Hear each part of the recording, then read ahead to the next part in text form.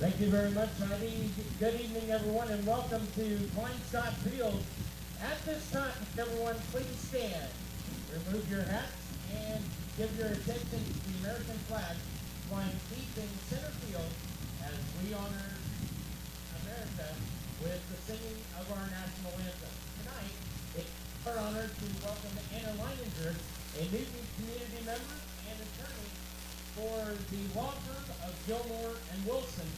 She's here with us this evening to perform our national anthem.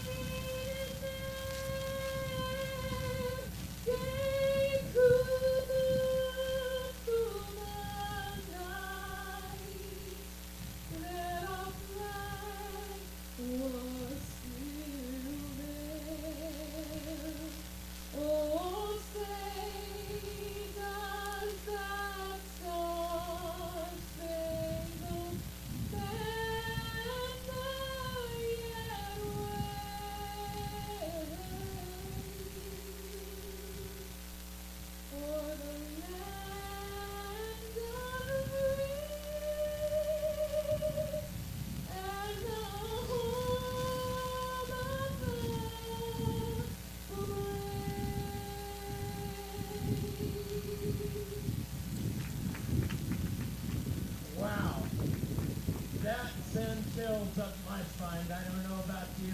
Anna Leininger, a Newton community member and attorney here in town as well. Thank you, Anna, so much for coming on out and helping us out with that this evening. All right, at this time, guys, we are very excited for the Railers for Ronnie organization. These three kids have worked their tails off for the Railers for Ronnie organization. They have raised over $15,000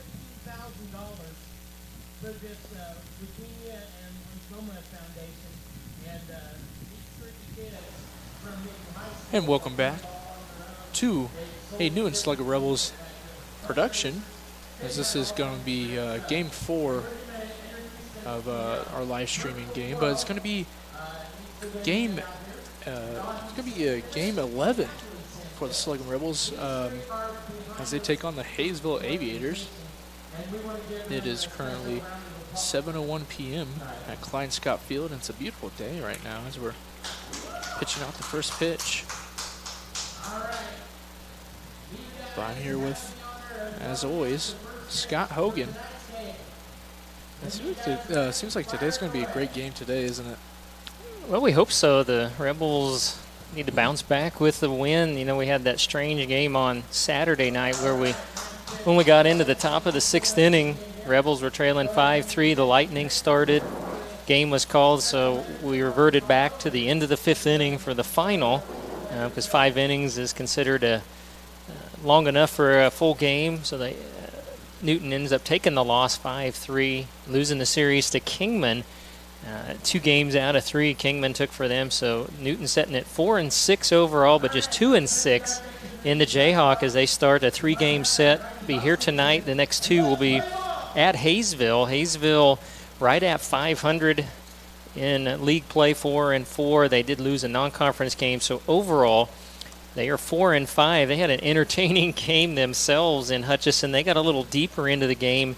They played 7 innings. They got out to a big lead. Hutch caught up a couple of different times, but Hayesville held on and won 8-7 in 7 innings. So it's a bounce back night. We've done 2 games here together. We haven't seen a win yet, so I'm hoping that Cooper Golden can make some things happen on the mound. When we've seen the Rebels here, they have struggled throwing strikes in both the games that we have seen here.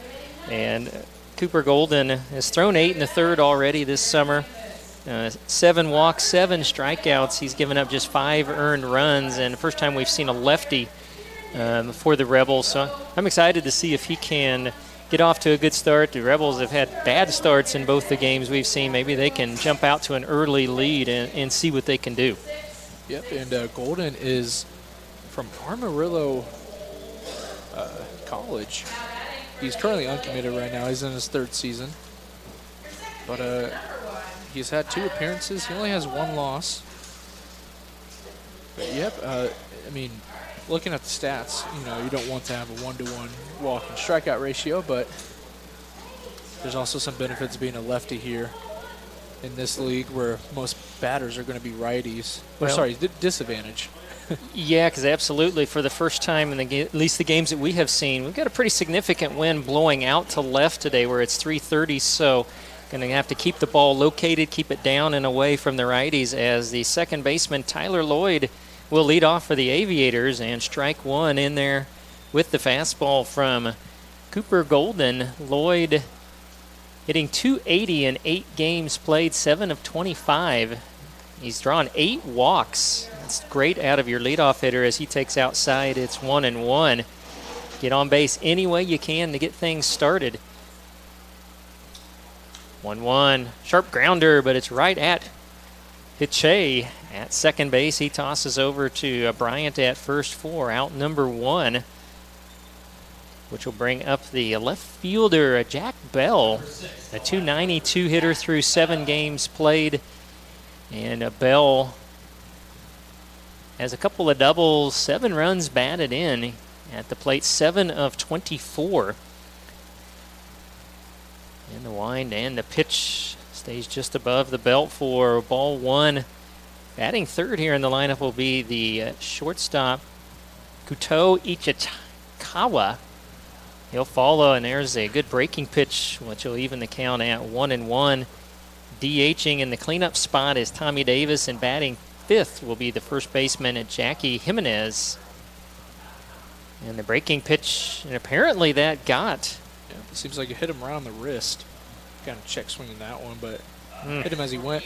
Jack Bell also, if he sounds familiar, that's because he played for the Sluggin Rebels last year. Usually as our DH. But today, yep, he's playing left field. So now we'll get our first lefty-lefty matchup as Kuto Ichikawa steps in. And the fastball doesn't get that outside corner call. It's ball 1. The center fielder, Sam Wees, will bat 6th in the lineup for the Hayesville Aviators. Using a slide step, that one fouled off of the catcher tonight, Tate Lewis. Got a piece of it. Looked like it maybe went right off the top of his leg on the foul. It's 1 ball, 1 strike. Ichikawa has played in 8 games, at least 8 games statted. He's a .292 hitter. 7 out of 24, has a double, is driven in 3. He's also drawn 7 walks. And you got Bell at first. He got hit by a pitch, 1 down, top half of the first.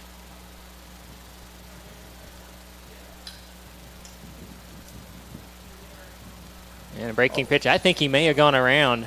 And they're not even going to need to appeal. They're going to say, yes, he did on the breaking pitch for strike 2. Thought Tate Lewis might have to ask for help, but the home plate umpire said that he went around, and rightfully so. Bell's got 7 steals. Another check swing. And now they're going to go on a delayed steal, 1 down in the dirt. Good throw will get him, and does. So it's a strike him out, throw him out. And that will end the inning. So the 1 runner reaches base, but kind of on a delay steal.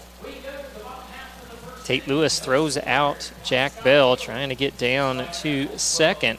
So the Newton Rebels will come to the plate. Scoreless game as we head to the bottom half of the first inning. And before, we take this quick break, we'd like to introduce our first inning sponsor. As always, we always have sponsors for most innings. I think we're still missing 5. 5 innings still need to be filled. But our first inning sponsor is brought to you by CRM Lawn Care here in Newton. They mow, weed eat, and edge your lawn to perfection. Call CRM Lawn Care today at 316-282-2666 for your lawn care needs. And with that, your score is still 0-0 as the Sluggin Rebels look up to get a point up on the scoreboard. And with that, we'll take a quick break and we'll be right back.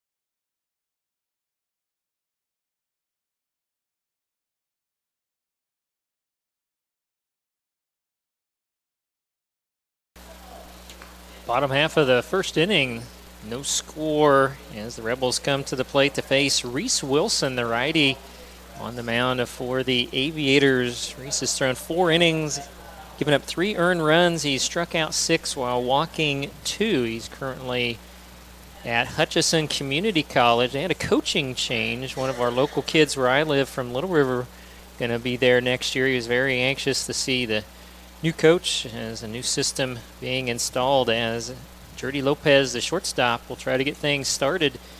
And Lopez takes down and in for a ball 1. Lopez an even 200 right now, 6 out of 30 at the plate. Has driven in 5 runs. And same location, down and in for ball 2. Lopez is a guy you want to have leading off. A very speedy guy, and can also hit very well for our team. So he seems like one of the focal points that Rebels have on their team. Person to, get a rally started or help with the rally to bring in those runs.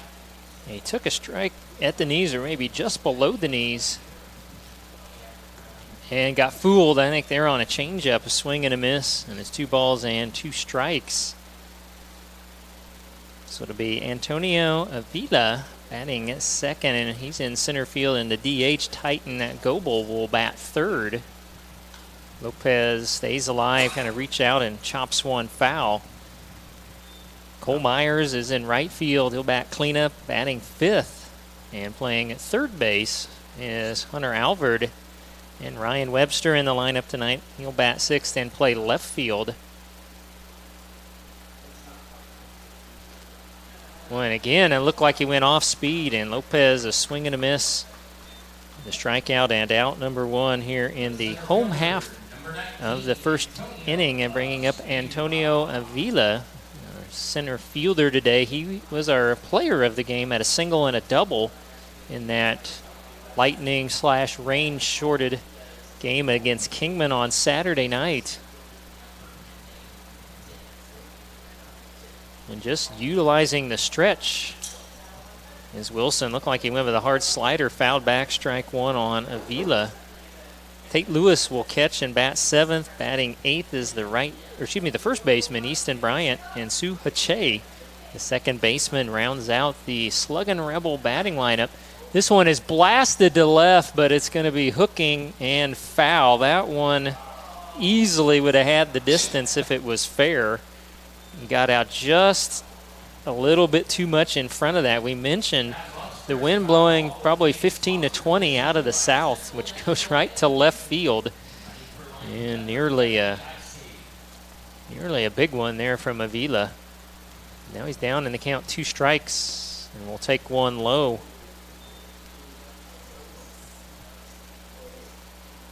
I'm not liking these swings, except for that last swing. Lopez swings that last at bat was not the best. He was kind of reaching, he kind of got fooled a lot, like twice in a row. And yeah, sometimes as a batter you have to guess a little bit in the count, and he guessed wrong a couple of times.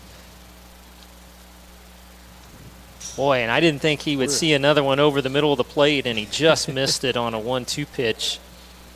I don't think that's where Wilson wanted that one. Nope, and that's 2 straight, just right under the balls right there for Avila. Avila 3 of 7 on the year at that double and an RBI. And coming in and missing is Reese Wilson. 2 balls, 2 strikes. Titan Goebel, the DH, will bat next. Bases empty, 1 down, bottom of the first.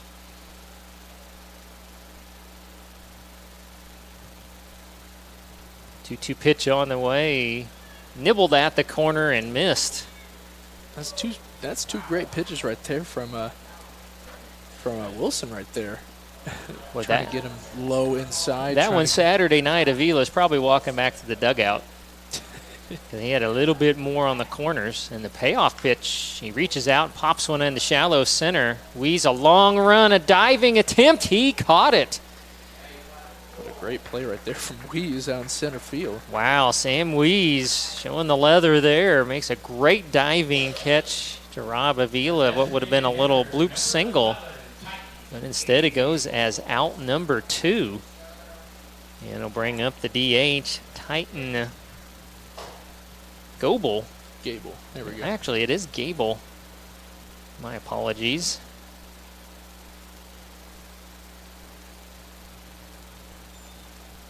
And that one fouled off. Think of the catcher's mask for strike 1. Gable right now comes in 360 hitter through 7 games, 9 out of 25. Has a double, a triple, and a home run. Checks his swing, and that one looked like it bounced right at the plate. It's a 1-1 count. Also on the docket tonight, we'll check in 3 games. Derby non-league action at Wellington tonight. Kingman visiting the Great Bend Batcats, and the Cannons in Augusta. They are hosting the Hutch Monarchs. It's the 1-1. Gable fouls it back. 1 ball, 2 strikes. Looking at the averages for the Rebels, it's not looking so pretty. Our best hitters are going to be Che, who hasn't really had that many games to play against right now. That's going to be a weird foul, check swing foul ball right there. We really only have 3 considerably great hitters so far in Avila, Gable, and Che, but everyone else has been hitting 200 or less. Now, team batting average sitting right now at 212. This one is sliced into shallow left center field and back, and unable to make the catch. Ichikawa was backpedaling as much as he can. It was too far of a run for Bell or Wees to get there. So we've got our first base hit of the ball game and first base runner for the Sluggin Rebels, and that base hit sponsored by Arma Coatings of Wichita Incorporated. We have you covered. Wind was not helping Ichikawa there either. Kept pushing it away from him. And now that will get Cole Myers, the the right fielder, to the plate. One over the middle, strike 1 to Myers. Hit that very top of that zone right there. Myers hitting 150. He did hit a big home run a couple of games back here at home, and has driven in 3. Good jump. A throw down to second, off to the second base side, and under the tag is Titan Gable with the stolen base. I think a good gamble there. You got 2 down, see if you can make something happen. And Myers took it for ball one, so he's got an RBI opportunity. Great effort right there from Ichikawa. Gable now 2 of 3 on the season in steals. That one off the outer part of the plate. 2-1 the count. That's Rosema behind the plate. Toothaker at third. Ichikawa at short. Lloyd is at second with Jimenez down at first base. Bell in left. Weeze in center. Flood in right. Get your defense set for the Aviators. 2-1 to Myers, a bouncer at the plate, and again a nice job by Rosema to hold the runner out at second. But now a good hitter's count. Myers can be selective on 3-1. See if he can get something to drive into the outfield. And 330 down the lines, 375 to the alleys, and straightaway center where the flag is 390.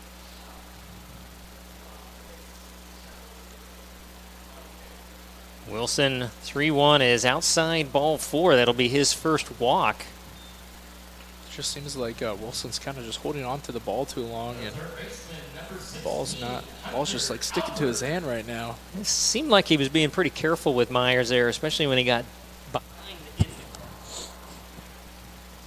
behind in the count. And he's going to try to roll the dice with Hunter Alvord, the third baseman. Traditionally, you'll see Alvord at shortstop, but playing third tonight. Alvord hitting .250, 3 of 12 in 4 games. And he has drawn 6 walks. And again, consistently now, Wilson struggling, missing outside to these righties, and it's 1-0 to Hunter Alvord. I believe that's 4 straight walks right there. 4 straight out of the zone for Reese Wilson. And he went off speed and down in the dirt. 2 balls, no strikes with Ryan Webster waiting in the on-deck circle.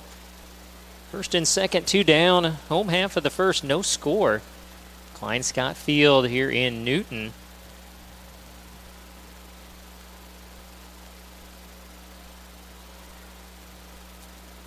And another one. Down, you can see Wilson getting a little frustrated. And he's fallen behind Alvord 3-0.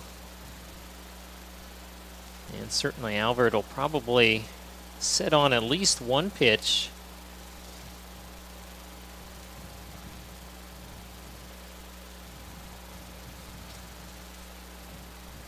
He takes all the way and takes low ball 4 to load the bases.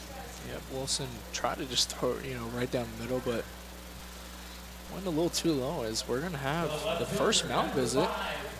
Wilson's already thrown 26 pitches, and now bases are loaded with 2 outs. So, well, it started harmlessly enough. Lopez struck out. Avila flew to center on that great catch from Weeze, and then you had a little blooper that Ichikawa couldn't quite get to. Then back-to-back walks have given the Rebels a big opportunity here with Ryan Webster coming to the plate playing left field tonight.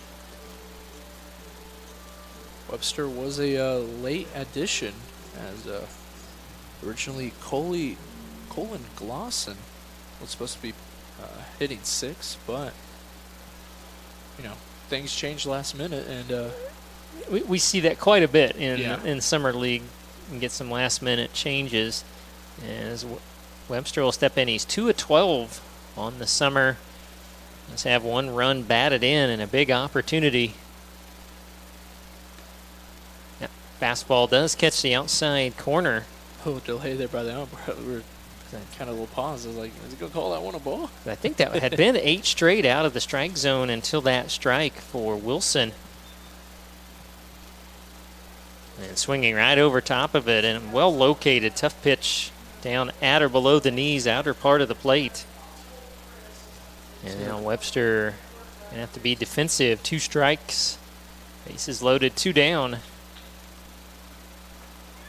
You saw the catcher right there. Signal outside ball with that movement. But it seems like this mound visit was settled him down a little bit. Just go straight at him. Yep. Rosema, that was a perfect target. That's right where he wanted it. Now the 1-2 pitch. Got him to reach out, a swing and a miss. And opportunity missed by the Rebels here in the first, as they will get no runs on 1 hit and leave the bases loaded. So as we head on to the second inning here in Newton, no score with Hayesville and Newton. And we'll be back after this break on Sluggin Rebels Baseball.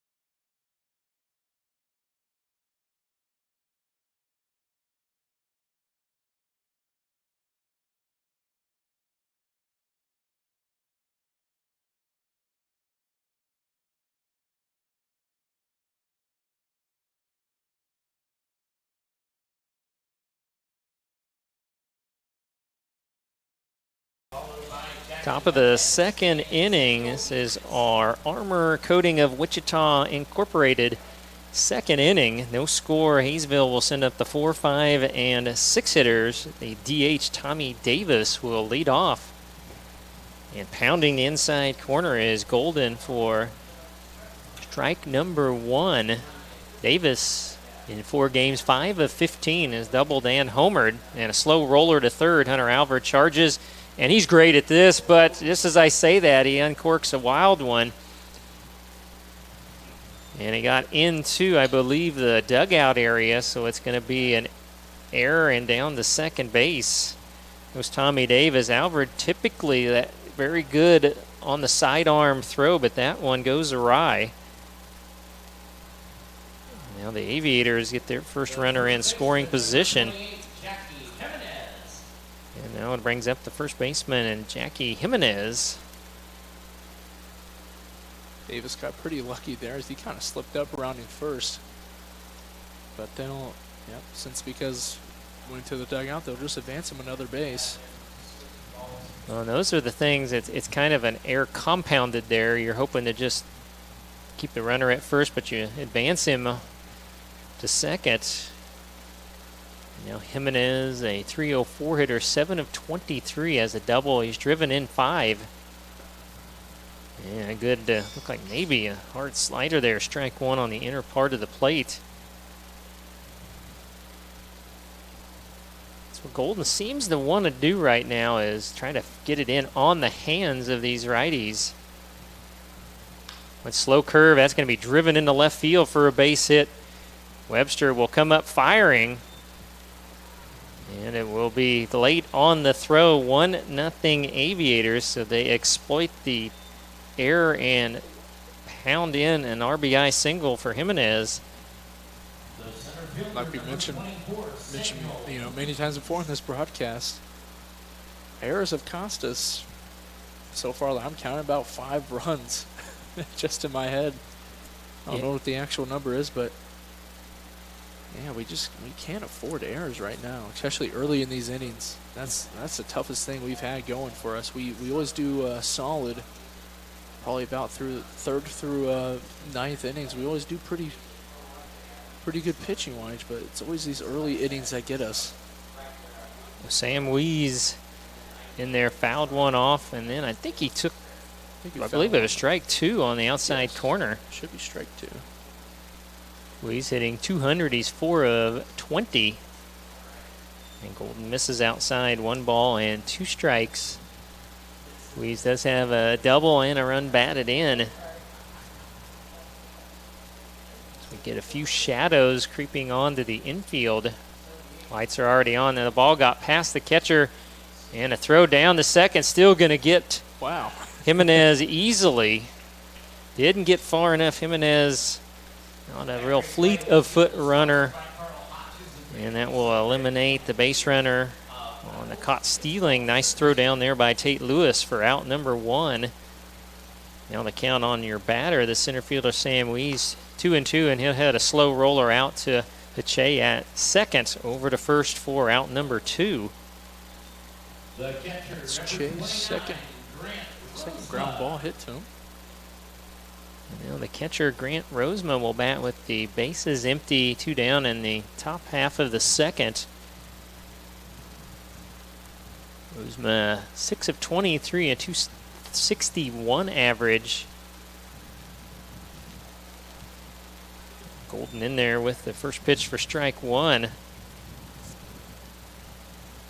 So certainly an unearned run there in this inning as far as you tally it for Golden. This with a low fastball fouled back by Rosema for strike 2.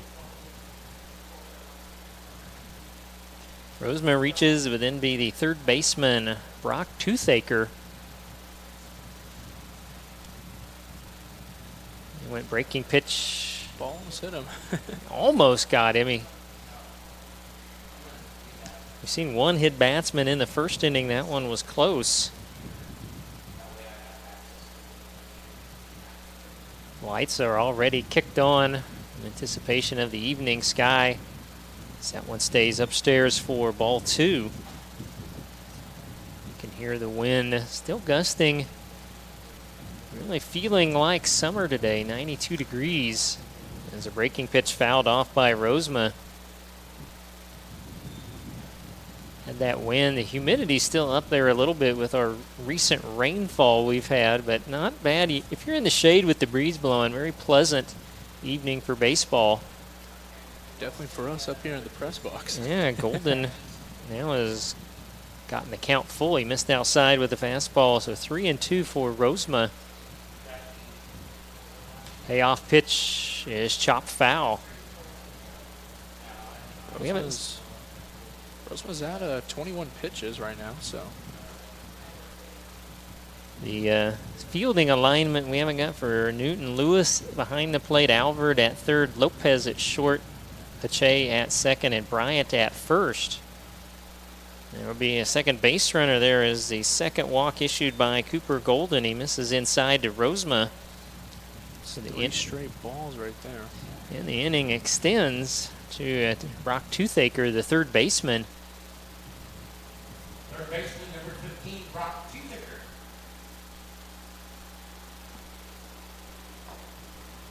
And I am not seeing Toothaker showing up in the batting stats, at least that I have up here. Let's see, we'll take ball 1. Again, it says stats are based on 28 of 37 games scored, so they may not all be in here as well. We're going on what has synced in on point streak.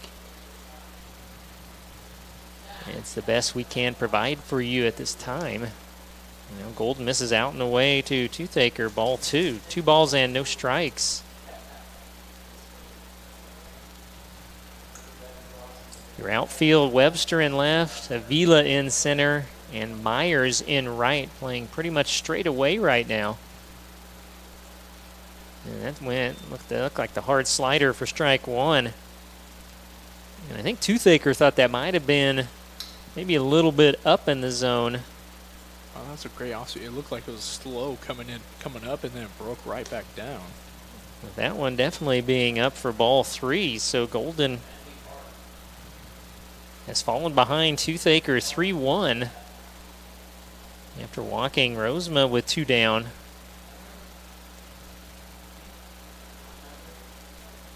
And the 3-1 pounded inside. Looked like a great pitch and didn't get the call. Well, yeah, it was a close pitch right there. But that's going to cost him his second walk in a row. Third of the, or excuse me.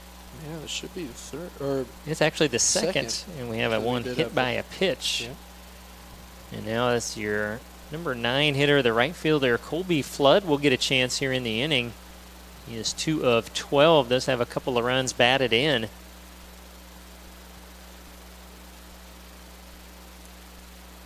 Golden that time pounds the outside corner, strike 1.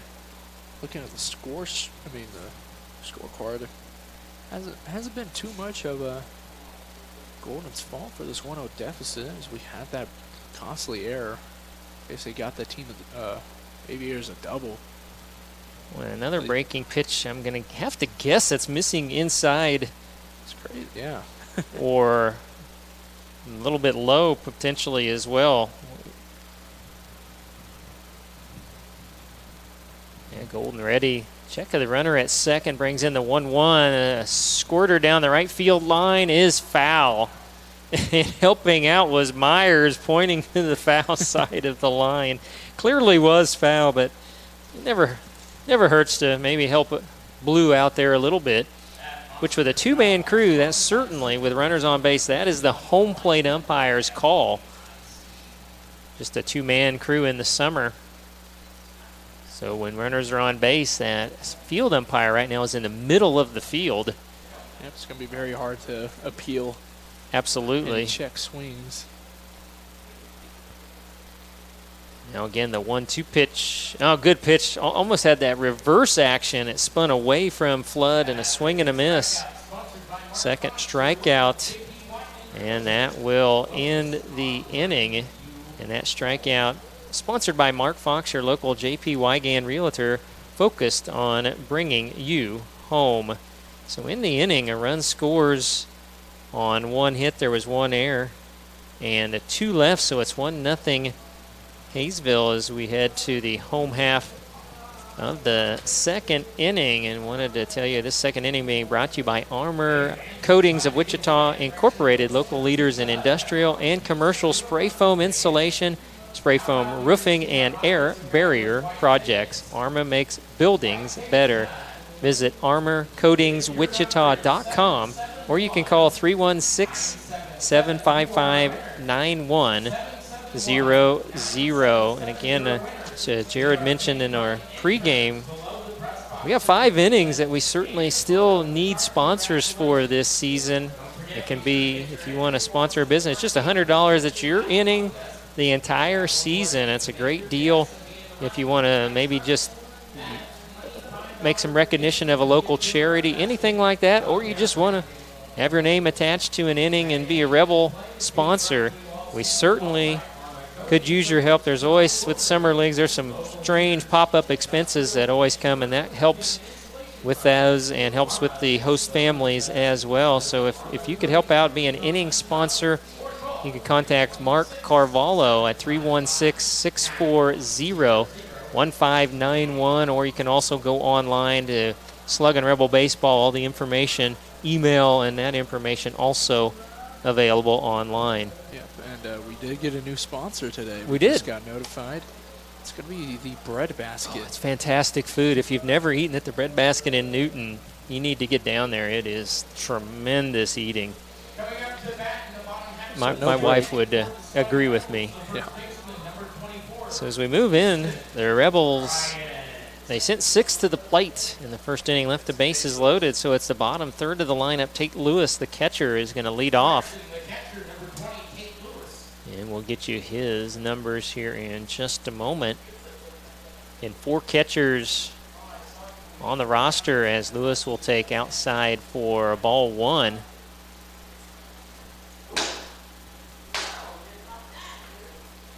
Lewis still looking at, as far as through the 4 games statted, looking for his first hit. And he's up in the count 2-0. He takes 2 pitches out, or excuse me, down and away. So good hitters count. You love 2-0, 3-1 counts where you can be selective. Yeah. You're going to have a 3-0 count. Lewis is really having trouble getting the ball across the, or not across the plate, but he's just holding on to the ball too long. It's just yanking away from the batter. Yeah, that Lewis struggle last half inning. sets on one and does take strike one. So count 3-1.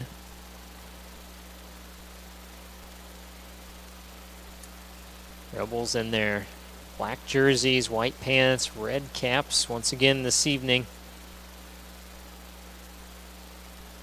3-1. This one hit high in the air. Shallow left center field. The settling underneath it. Bell makes the catch for out number one, which will bring to the plate first baseman Easton Bryant. It's not the swing you want on a 3-1 count right there. Just an easy pop-up. Bryant 1 of 13. It was a big hit. He had a triple. Yeah. Or his one hit, a big lefty will step in there and try to get something going. Rebels trailing 1-0, bottom of the second. Big cut at a low fastball. He may have gotten a piece of it. Sounded like a little tip right there, but yeah. It's going to be strike number one, no matter what. A freshman attending Chandler Gilbert Community College in Gilbert, Arizona.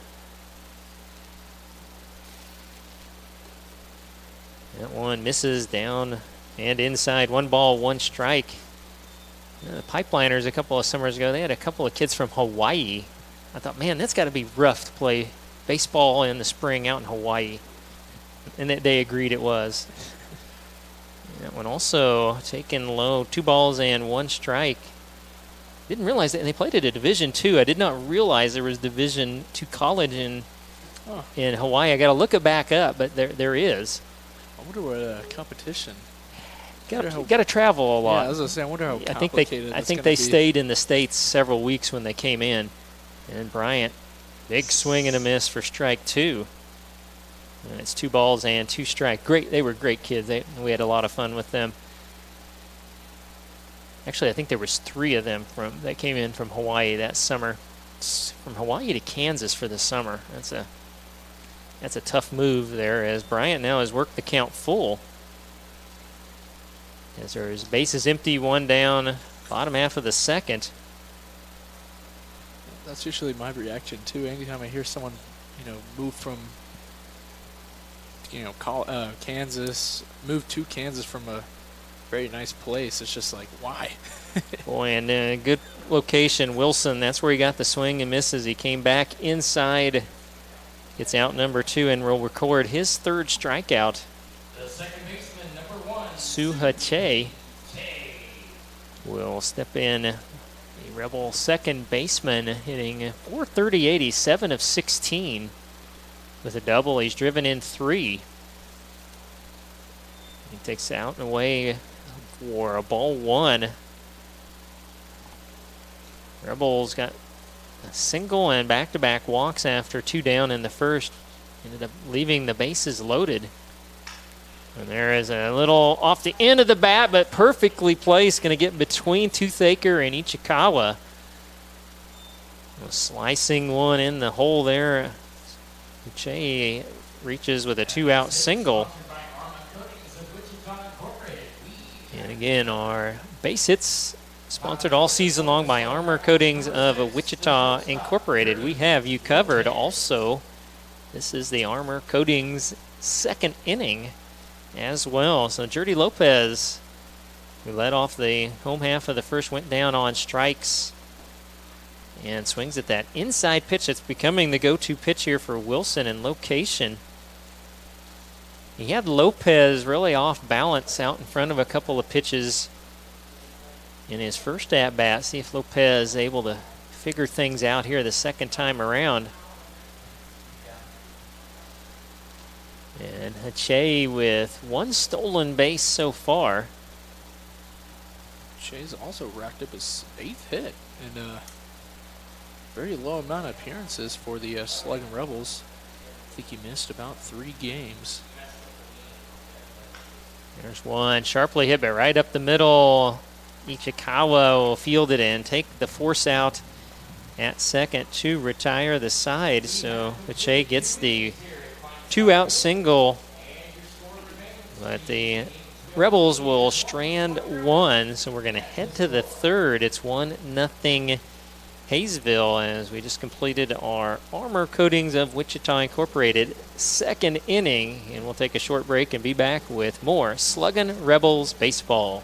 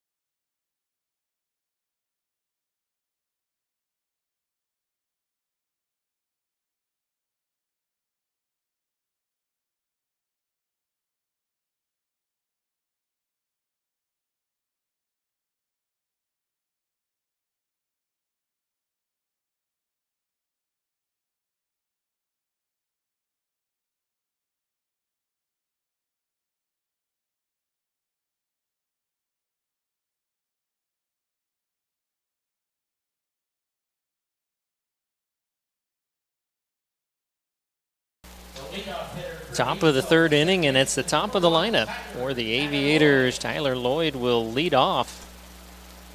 And Cooper Golden getting that good movement with the fastball. Strike one.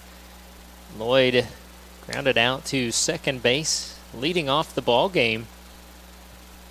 And another good pitch in there for strike two. I like what Golden's doing here. Starting off hot, trying to get that first strike pitch. It came down and in, and it's fouled off right side by Tyler Lloyd. So it's Tyler Lloyd, Jack Bell, Kuto Ichikawa here in the third for Hayesville. Then Lloyd hit to a 4-3 ground ball last at bat. And then Jack Bell got hit by that pitch. And then Ichikawa finished with a K. He went to the curve there. It's fouled off by Lloyd. He stays in there at 1-2. The Aviators, just those really light gray tops and white pants. Just enough of a contrast and a green lettering as Lloyd takes outside for ball two. It's 2-2. Yeah, definitely the Batcats get the better end of the uniform choice on a day like this. That one is fouled off by Lloyd. It remains 2-2.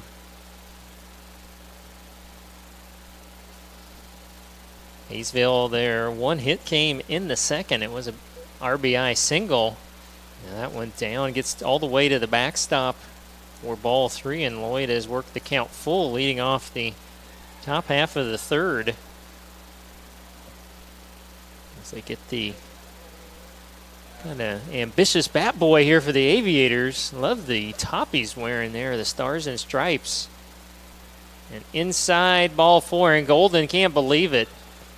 Yeah, Golden is... He's going to stare away from the home plate umpire so he can gather his composure there. He is not getting that inside part of the plate.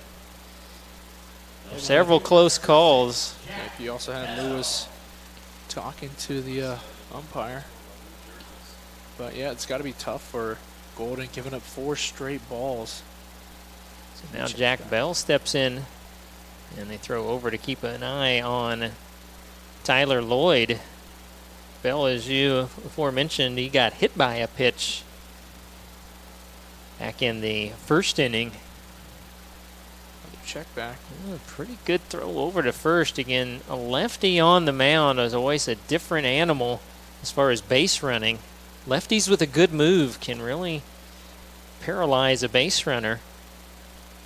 And then Golden does a lot of a slide step. He's going to sidearm over to first once again. And you kind of wonder what these, a lot of these checkbacks are. Because he's not taking that big of a lead. Well, and the bunt was on, and it's fouled off by Bell for strike one. So Hayesville, again, a lot of summer teams, you rarely will see a bunt. Usually they'll allow the batters to usually just swing away, but Hayesville here trying to play a little small ball in a 1-0 ball game.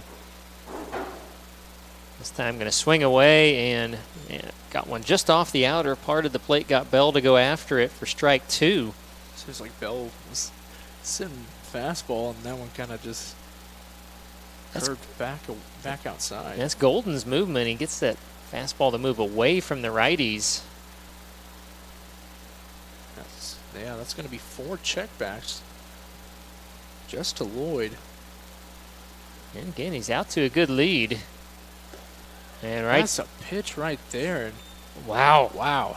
Yeah, that's going to be taken for ball number 1. Nobody else knows where it missed either. Only the home plate umpire did. I mean, it looked like it was over the plate, a little above the knees. And Cooper Golden getting frustrated, and there's a chopper in the hole. I don't know if there'll be a play anywhere, and that cost the Rebels. They're not getting that strike 3 call, and you get an infield single from Bell. Got it right in that third short hole.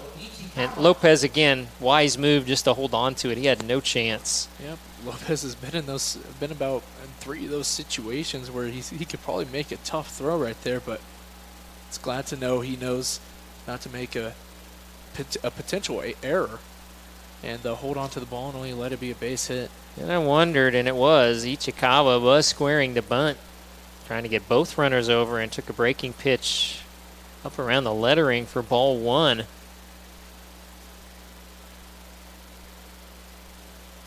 A lot of activity out around second. Fastball down the middle. Ichikawa will take it for a strike. Great pitch right there from Golden. But yeah, you kind of feel for Golden right now. It's been some very tough pitches to he's got to have to shake that off. I mean, that's the one thing you cannot control, and is that a pass ball? It is. And now you don't have to sacrifice an out. And it looked like maybe a miscommunication there, as it wasn't way inside. And it just got right by Lewis to the backstop. And now Ichikawa, just something on the ground right side, would probably get a run home, but he's thinking if he can get a base hit here, get both runners in. And now Golden's down in the count, 2-1 to Ichikawa.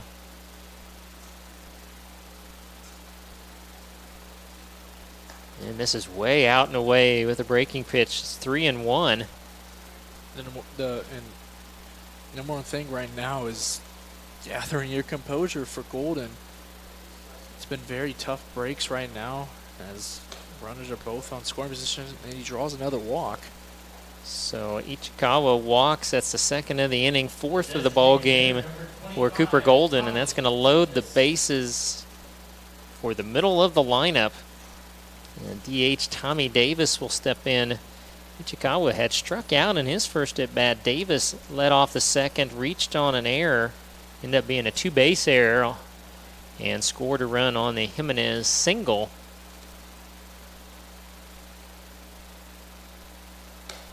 There's that movement, but that stays well off the outer part of the plate for ball 1.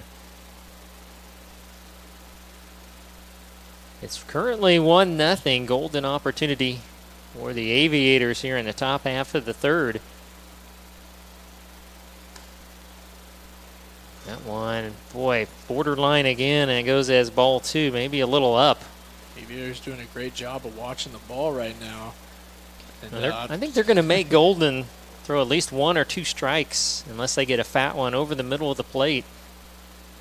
Like that one. Popped up into center field, may be deep enough.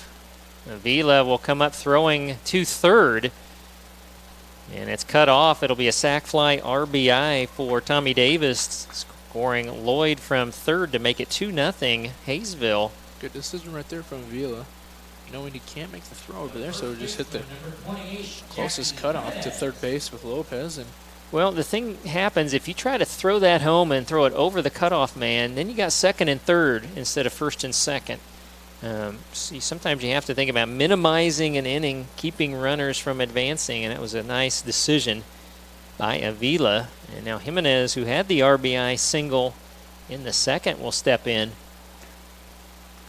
Fastball on the outer part of the plate, strike one.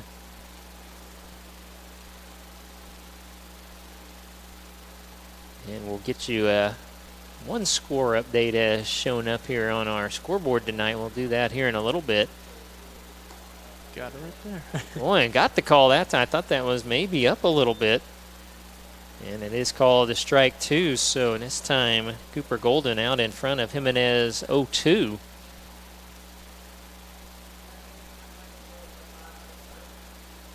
Couple checks of second and brought in a hard slider fouled off by Jimenez. Jimenez very frustrated. Kind of mad he got under that one. Well, I think the best part of the location of that one, it was going to be really tough to hit. It was above the belt. And they pounded him in, and and a delay call. I thought it was going to be a ball. It's actually they punch him out. Yep, Jimenez knew it, and he was about halfway to the dugout before they finally called him for a strike three. It's going to be the first backwards K for Golden right there. And that wicked strikeout sponsored by Mark Fox, your local J.P. Wygand realtor focused on bringing you home. Now 2 down for Weeze, a check swing. And it looks like he held up on a pitch outside for ball one. Trickled away from Lewis, but the runners stay put. And now a real opportunity to just minimize this to 1 run. If you can get Weeze, who grounded out to second, back in the second.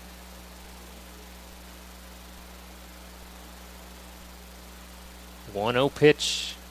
Now it's kind of a half swing, almost a check swing foul down the third baseline. Seemed like it almost hit Weeze right there, but kind of got scared and tried to check swing. He probably, from fight or flight reaction right there, but he fouled it off. So get a few fresh baseballs out for our home plate umpire.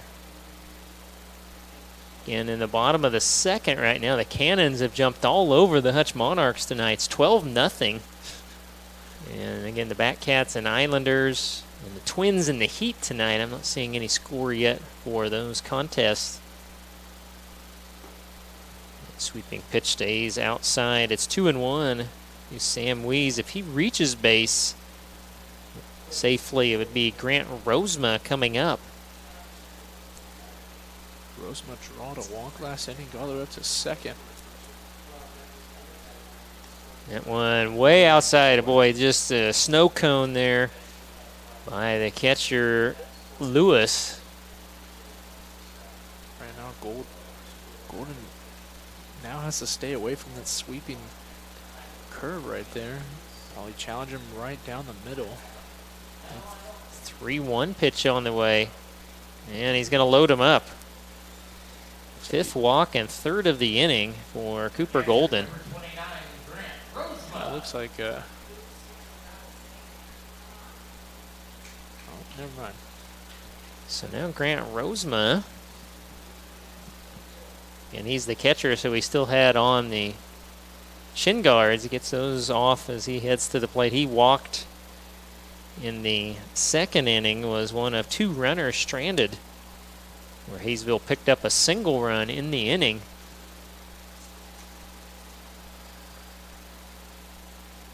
Again, Rosema, big opportunity. Really in a huge, huge batter here for Cooper Golden. Trying to keep it at 2-0. Goes and misses off the outer part of the plate. Maybe a little low for ball one.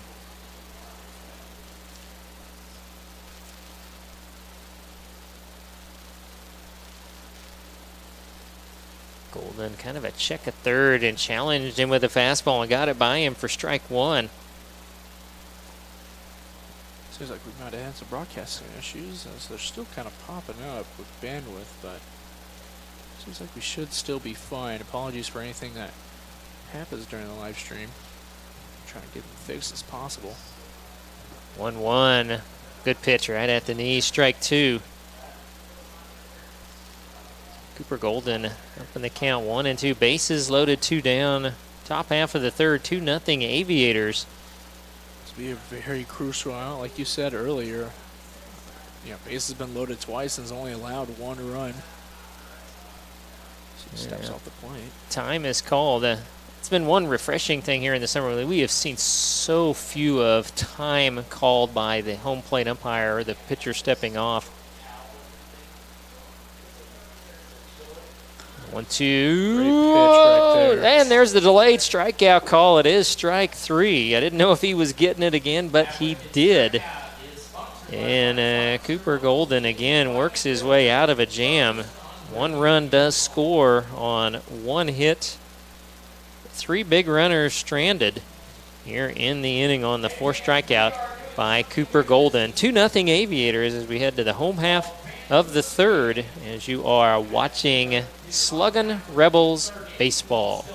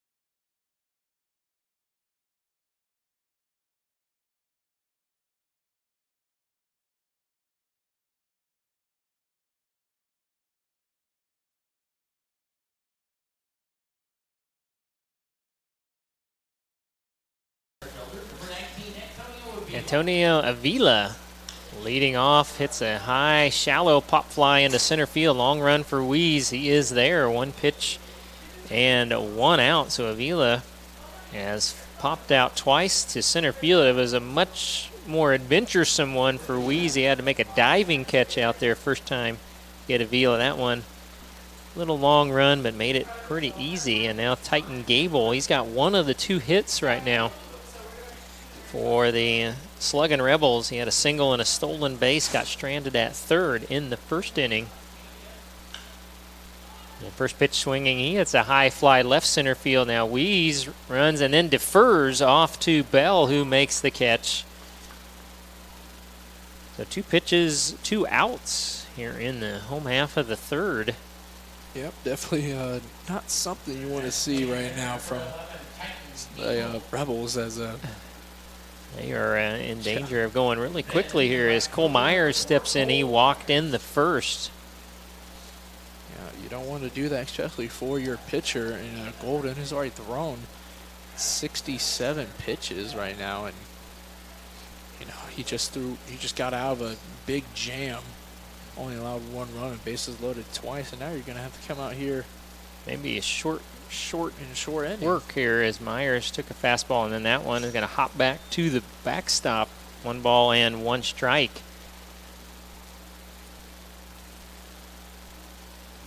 So far, I think that was pitch number 48 for Reese Wilson, and he's allowed a couple of hits, but he's stranded 4 Rebel base runners thus far. 1-1 there, went off speed, caught the outside corner for strike 2.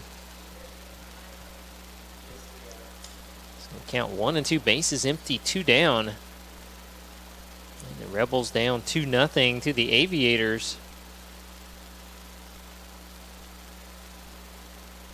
That one will be well outside for ball 2. Myers reaches.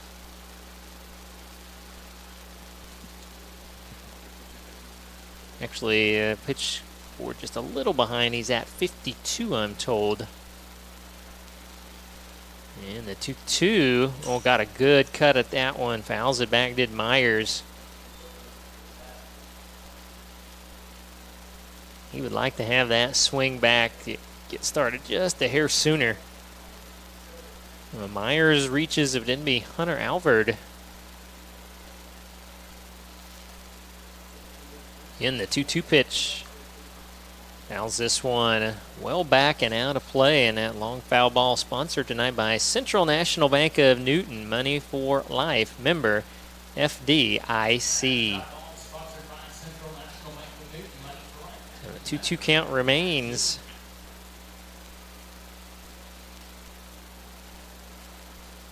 Wilson utilizing just the stretch, misses outside for ball 3. So a full count coming for Cole Myers. He was our player of the game a couple of games back. Hit a first inning 2-run homer. And he draws a base on balls, which will be, I have it as the third for Reese Wilson. The third baseman, number 16. That's a great at bat that you want to have after 2 quick outs. A full count pitch walk. As I am checking the YouTube live stream, and we are skipping, and a little confused on what's going on right now. And he also drew up as Myers. Again, no scores right now showing up for the Batcats hosting the Islanders and the Heat hosting the Twins. And Cannons 14-0 on the Monarchs right now. And a great jump and a stolen base for Cole Myers.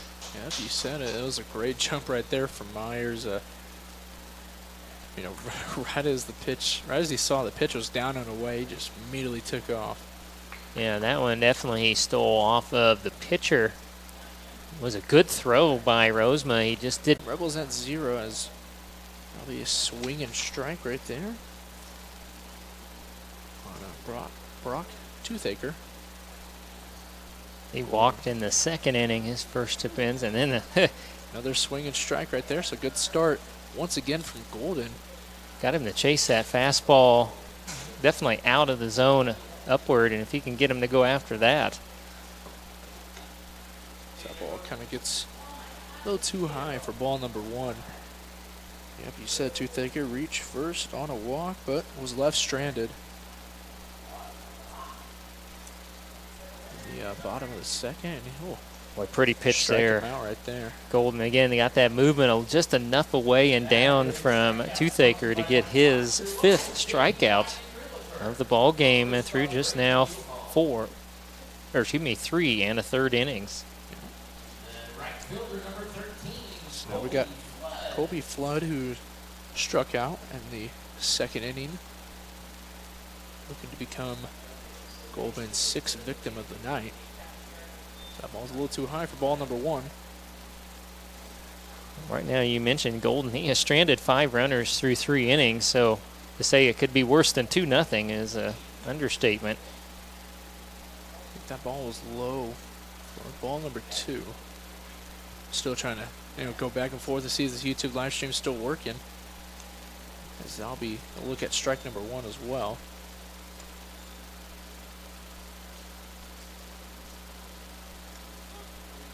That'll be another strike.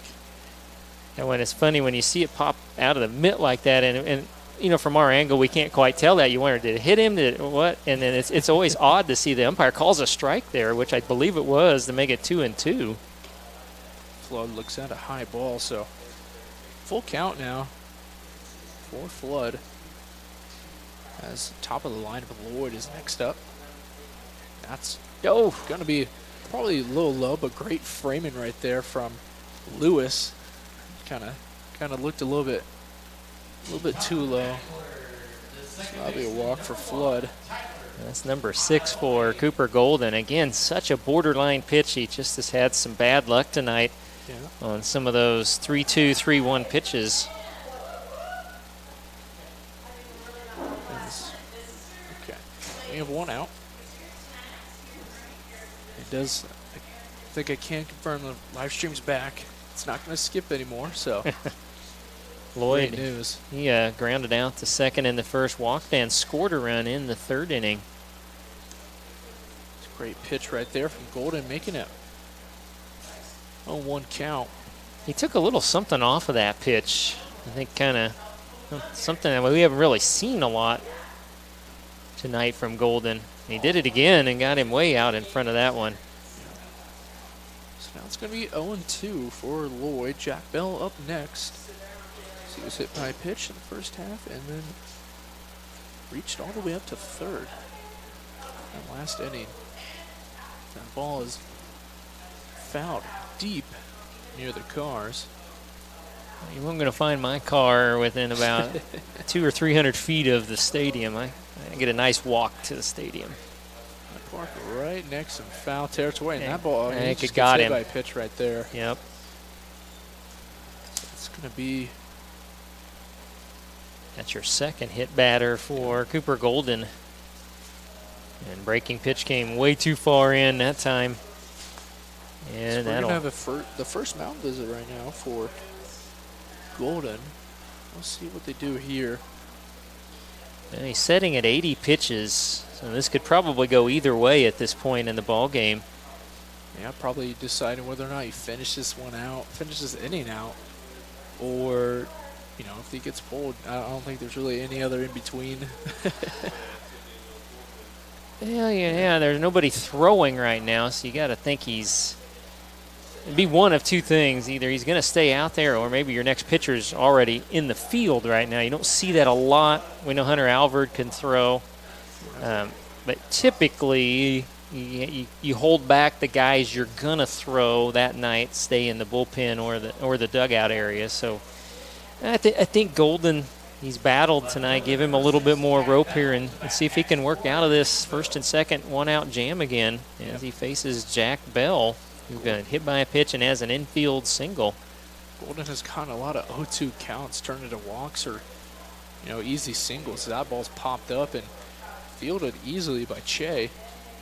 That was the infield fly rule, so that was going to be an out regardless. That was a great pitch after the conference to get that big second out. Now if you can get Ichikawa, you get out of another little bit of a jam here.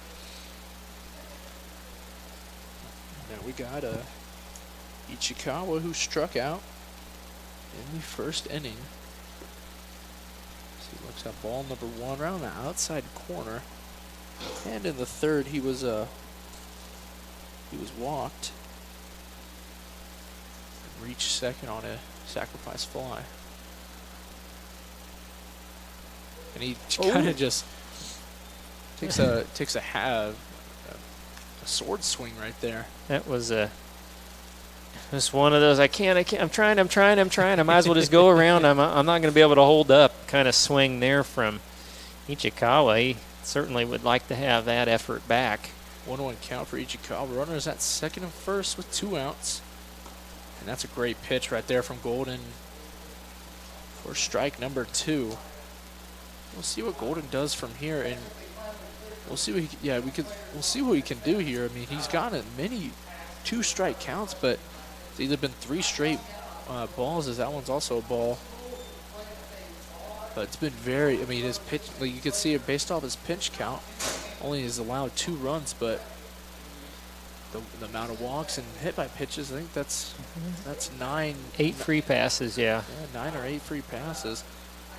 It's 2-2, another. And got him. Another ugly swing by Ichikawa, but now in the inning. As that strikeout was sponsored by Mark Fox, your local JP Wingate Realtor. And that'll be the end of the top of the 4th inning. As your score is still 2-0 in favor of the Great Bend Batcats. And we'll take a quick break and we'll be right back.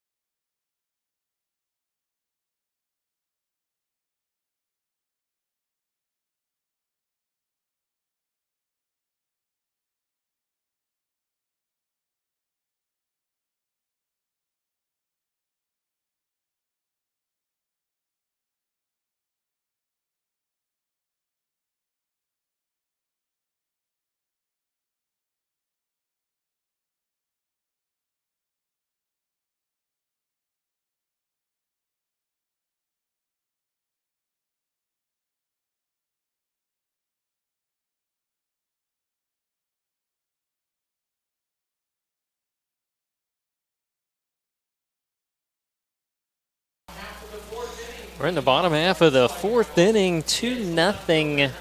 Hayesville leading the Newton Sluggin Rebels, who will send up Ryan Webster, Tate Lewis, and Easton Bryant. They face Reese Wilson. Webster struck out to end the 1st inning. He takes down and away for ball 1. As the sun sinking in the western horizon, the lights are on. I think we've got the sunshine maybe gone for the day. Very warm out there, 92. Here's a line shot, but it is right at left fielder Bell for out number 1. So Webster got a good swing, but lines out to left for out number 1. And he will bring up now Tate Lewis, the catcher. He led off the 2nd inning, and he flew out to left.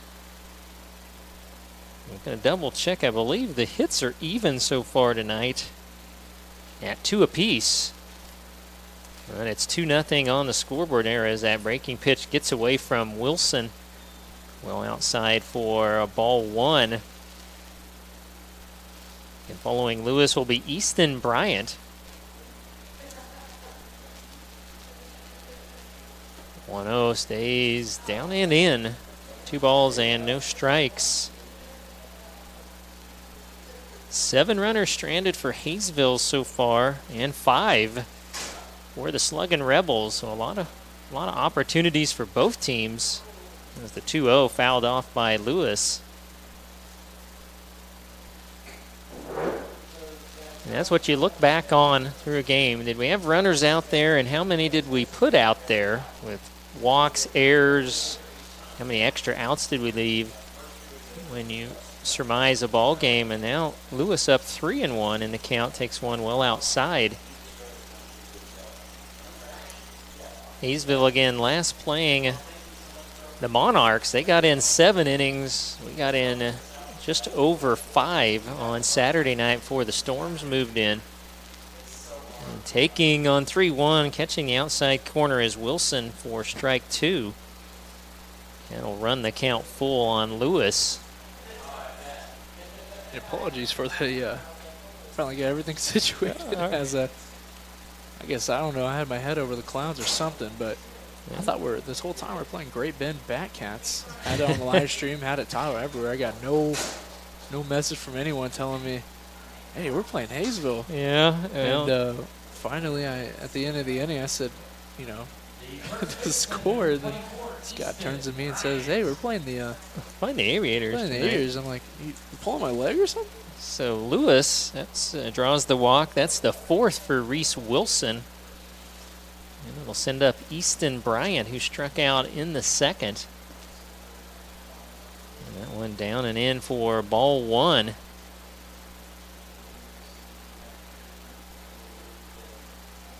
And now the little chat there with Roseman, our home plate umpire tonight. Good choice by umpires tonight. Went with the powder blues to get that light colors out there. And then boy, swing and a miss on a low pitch. It's 1-1. Seems like Easton Bryant, he likes that pitch down around the knees. I think that's one that he feels like he can get a hold of and drive to straightaway or even pull it. Just so far has been unsuccessful. And there's one. He'll slice, but he got him.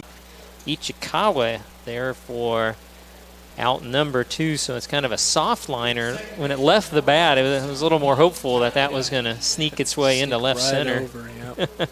But unfortunately. So 2 down for Su Hache. He singled with 2 down in the 2nd inning. Got put out on an inning fielder's choice. And he lines one, and what a stab by Lloyd out at 2nd. I think if that was an inch or 2 higher, it's 2 runners on base, but so some bad luck in the inning here for the Sluggin Rebels, as they will strand 1 with no hits. And after 4 complete, it remains 2-0 Hayesville on top of your Sluggin Rebels. And we'll take a quick break, be back with a scoreboard check and your 5th inning as you are all watching Sluggin Rebels baseball.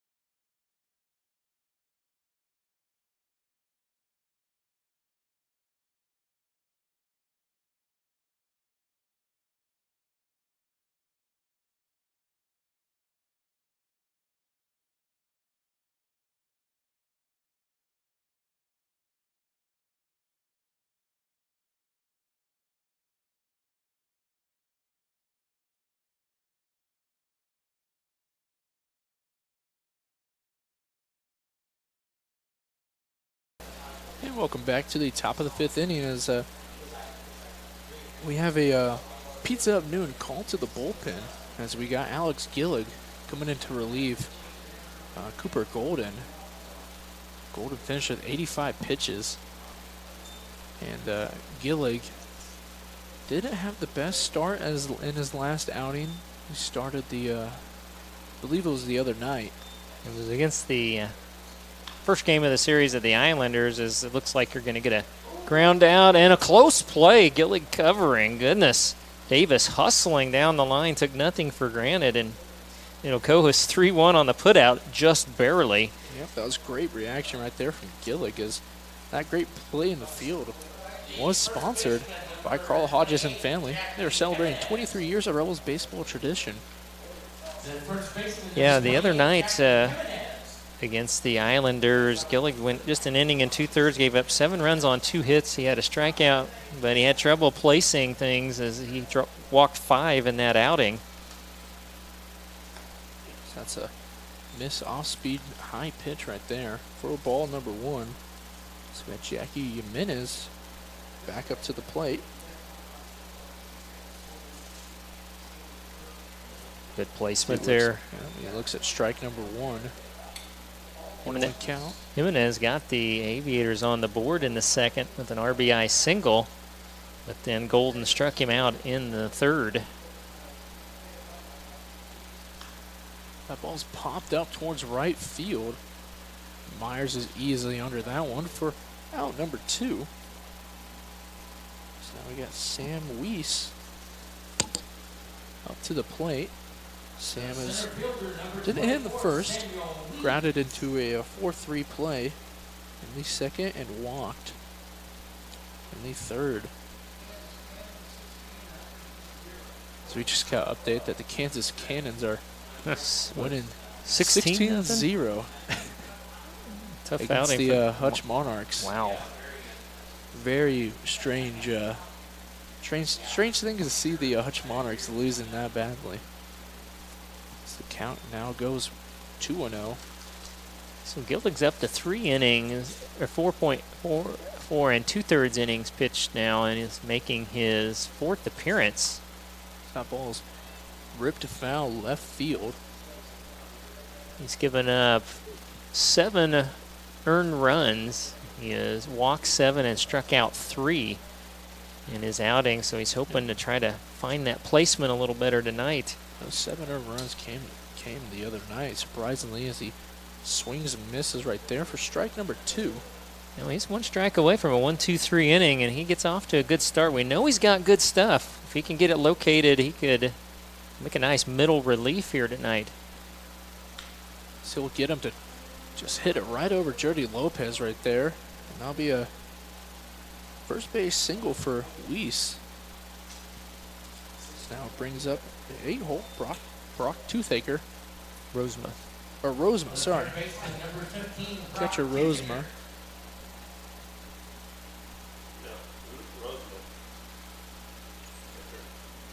And Rosema walking in the second, striking out in the 3rd. This all gets you Cooper Golden's final numbers as well after that monstrous foul ball back and out of play, sponsored by Central National Bank of Newton. Money for life, member FDIC. So Golden went 4, gave up 2 runs on 2 hits. He hit 2, walked 6, struck out 6. So that's 7-7. Walk to strikeout. He kept right with that tonight. Yeah.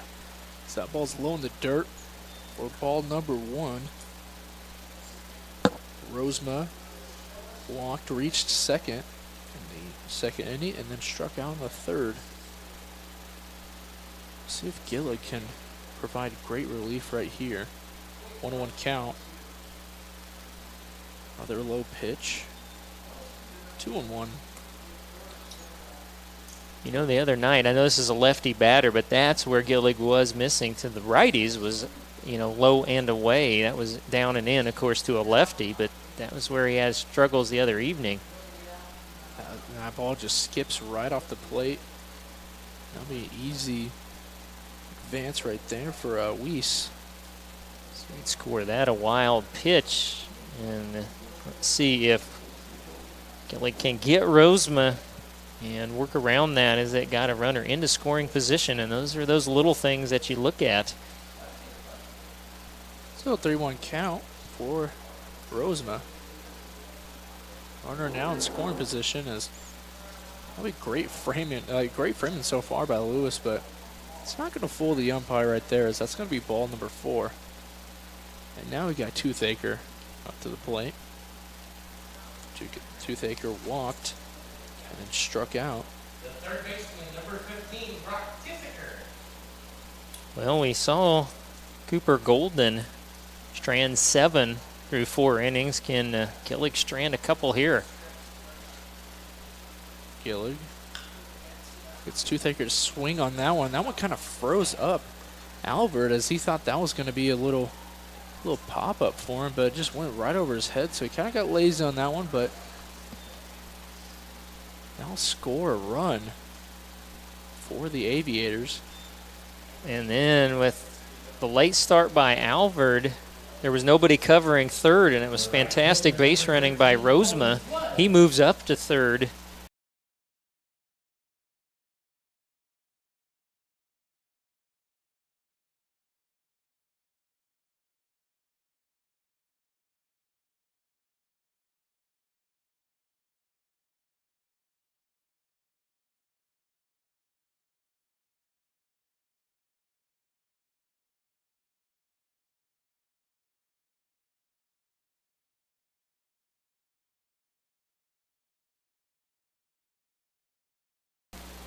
And welcome back to the bottom of the 9th inning. So we're going to have a Pizza of New and pitching change for Hayesville. And number 9, Wyatt Drewer. He comes in relieving Reese Wilson. We'll get you those final stats for Wilson sometime soon.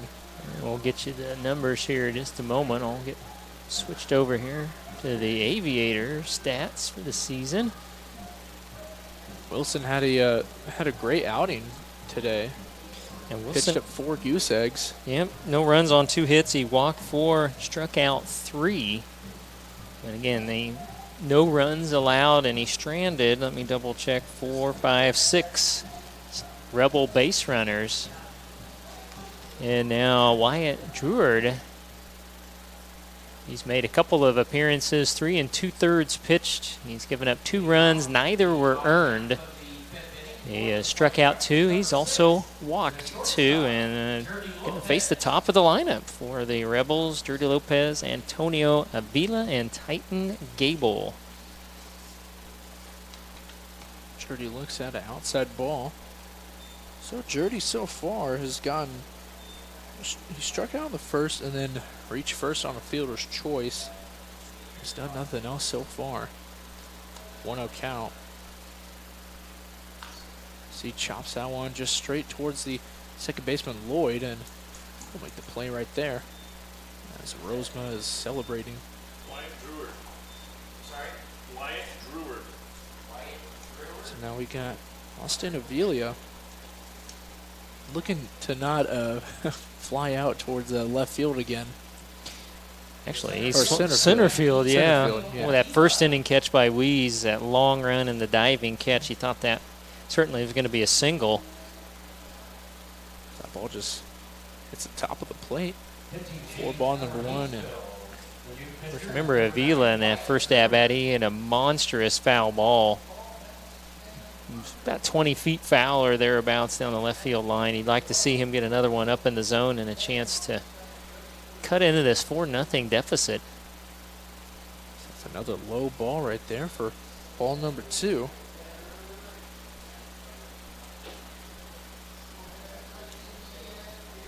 We're looking to locate. 2-0 count. Another low ball.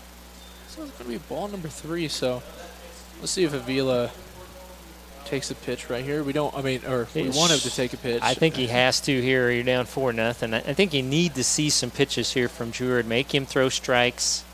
You got to play some smart ball. Catcher showing high. He'll check swing and will count as a strike. That was a little decoy there by Rosema. Yeah. Yeah, catcher showed high. Avila swung high. It's 3-1. That ball's low and away, and that'll be a walk. Something the Rebels really need is runners on bases. Just got a lot of ducks left on the pond. You just got to see if you can get them out there and get them advanced. Sometimes it's the toughest one is that first one. And once you get a first one, maybe a second and a third will come.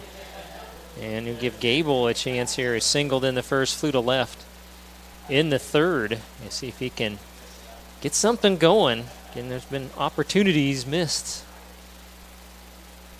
Gable takes an inside pitch. Almost got checked back right there. It was a lot closer than I thought it was going to be. Yeah. That's one reason why you don't kind of get lazy on those base pass. It's going to be one ball towards Gable.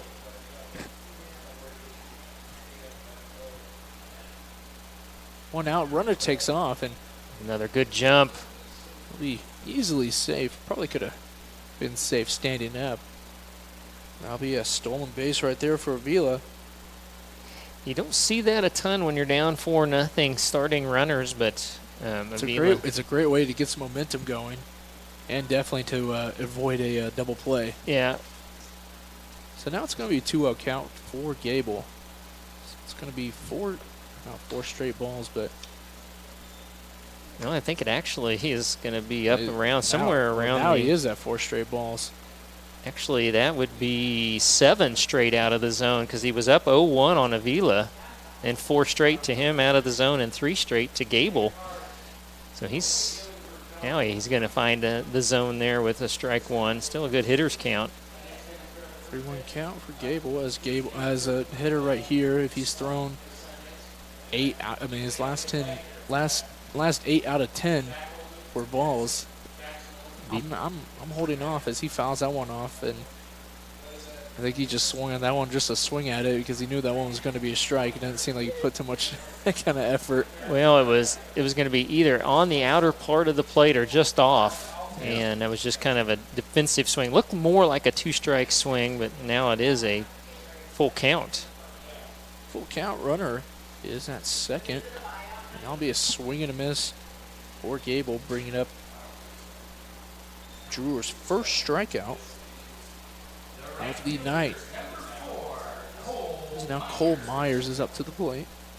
Myers walked in the first, walked in third, and stole a base. So let's see if he can draw another walk or hit Avila home.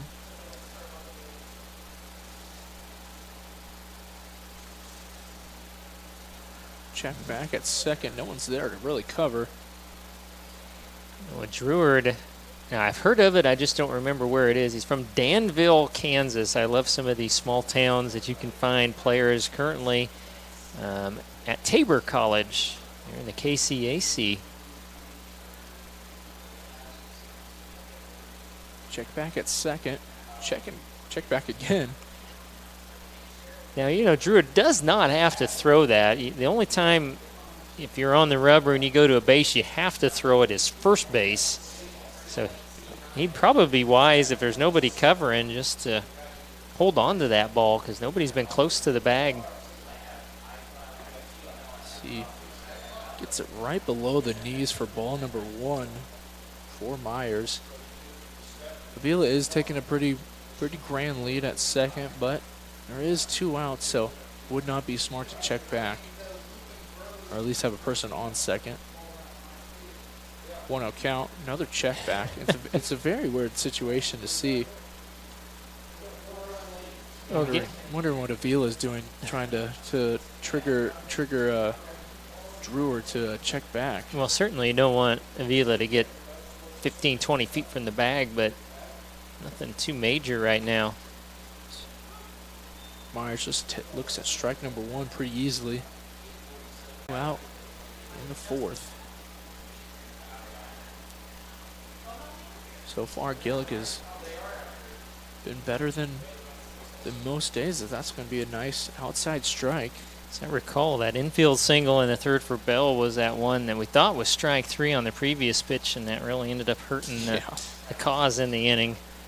I would think that was a big motion shift if that one's popped up in the field, and Lewis is not there to make the play right there. That was kind of awkward. Couldn't quite play catch right up there. with it.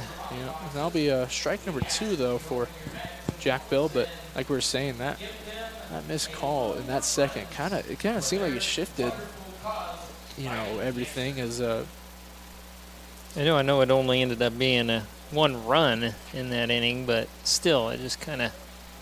it just I don't know, I feel like it kind of threw Golden off from that point on.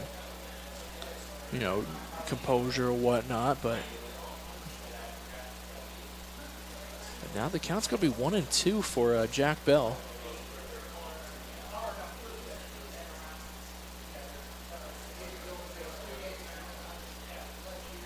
Gillig gets Bell to hit this one right past Albert, and that'll be a base hit single for Jack Bell.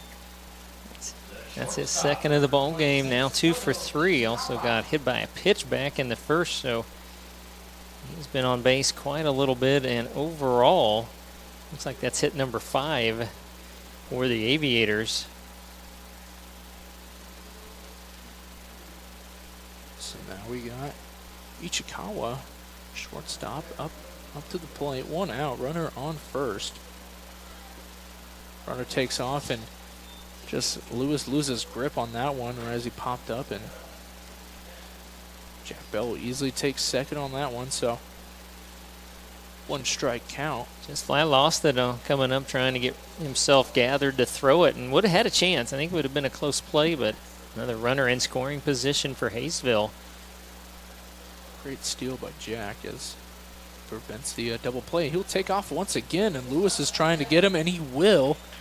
Beautiful throw by Tate Lewis, and again, I'm not a fan of trying to steal third, but I guess you're looking at 1 down. You're trying to get down there and have a chance at maybe a sac fly or a pass ball or something like that, but instead you make the second out on a great throw from Lewis.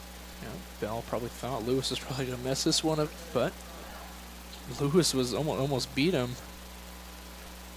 So that's a pitch outside, so now it's going to be 1-2. Gillig lost his hat a lot the other night when he pitched too. I don't know if he's got too big of a hat or what, but maybe it needs a chin strap or something. That is a weird trend I've seen in pitchers, is they like to have their hats really loose. So that's just going to be another weird swing and strikeout for Ichikawa. And that's going to be 3 strikeouts for him tonight. I think he went with a changeup there and did, like as you mentioned, he really fooled him. And nice inning. Allows the 1 hit, but get the caught stealing and keep it at a 4-0 game. Now just got to rattle the bats here as we head to the bottom of the 6th. Yep, and that last strikeout was sponsored by Mark Fox, your local JP Weingate Realtor. And with that sponsorship, we'll take a quick break, and we'll be right back.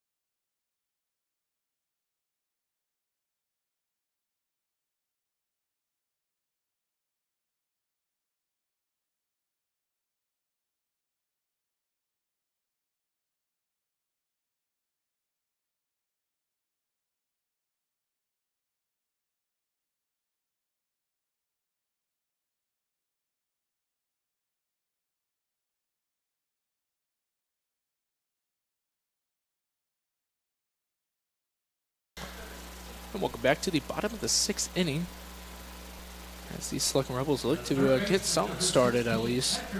Scores 4-0. We've had many chances, many people left on base. Just can't get anything going so far. So now we got the 5-hole Hunter Alford up to the plate. Alford walked in the first. So he looks at strike number 1. walked in the first, grounded out in the third, and that's about it for him. So we'll see if he can get something going, get some momentum going for the Rebels right here as he hits this one towards center field, and that'll just be another pop-up. Again, another liner, but right at a fielder. We've seen that three times tonight. Balls hit hard, but that's baseball. You see little dribblers go in for hits, and sometimes you see one right on the button, and it's an out. Baseball is that way. It's Ryan Webster up to the plate. Webster struck out in the first, flew out to left field in the fourth. Here's another example. That fly out to left was a liner, but again, that was right at Bell, who didn't have to hardly move. Well, he'll look at ball number one, kind of slider that got away right there from Drewer. Stick to the inside pitch and got that as a strike. That was a swing and a miss. 1-1 count for Webster.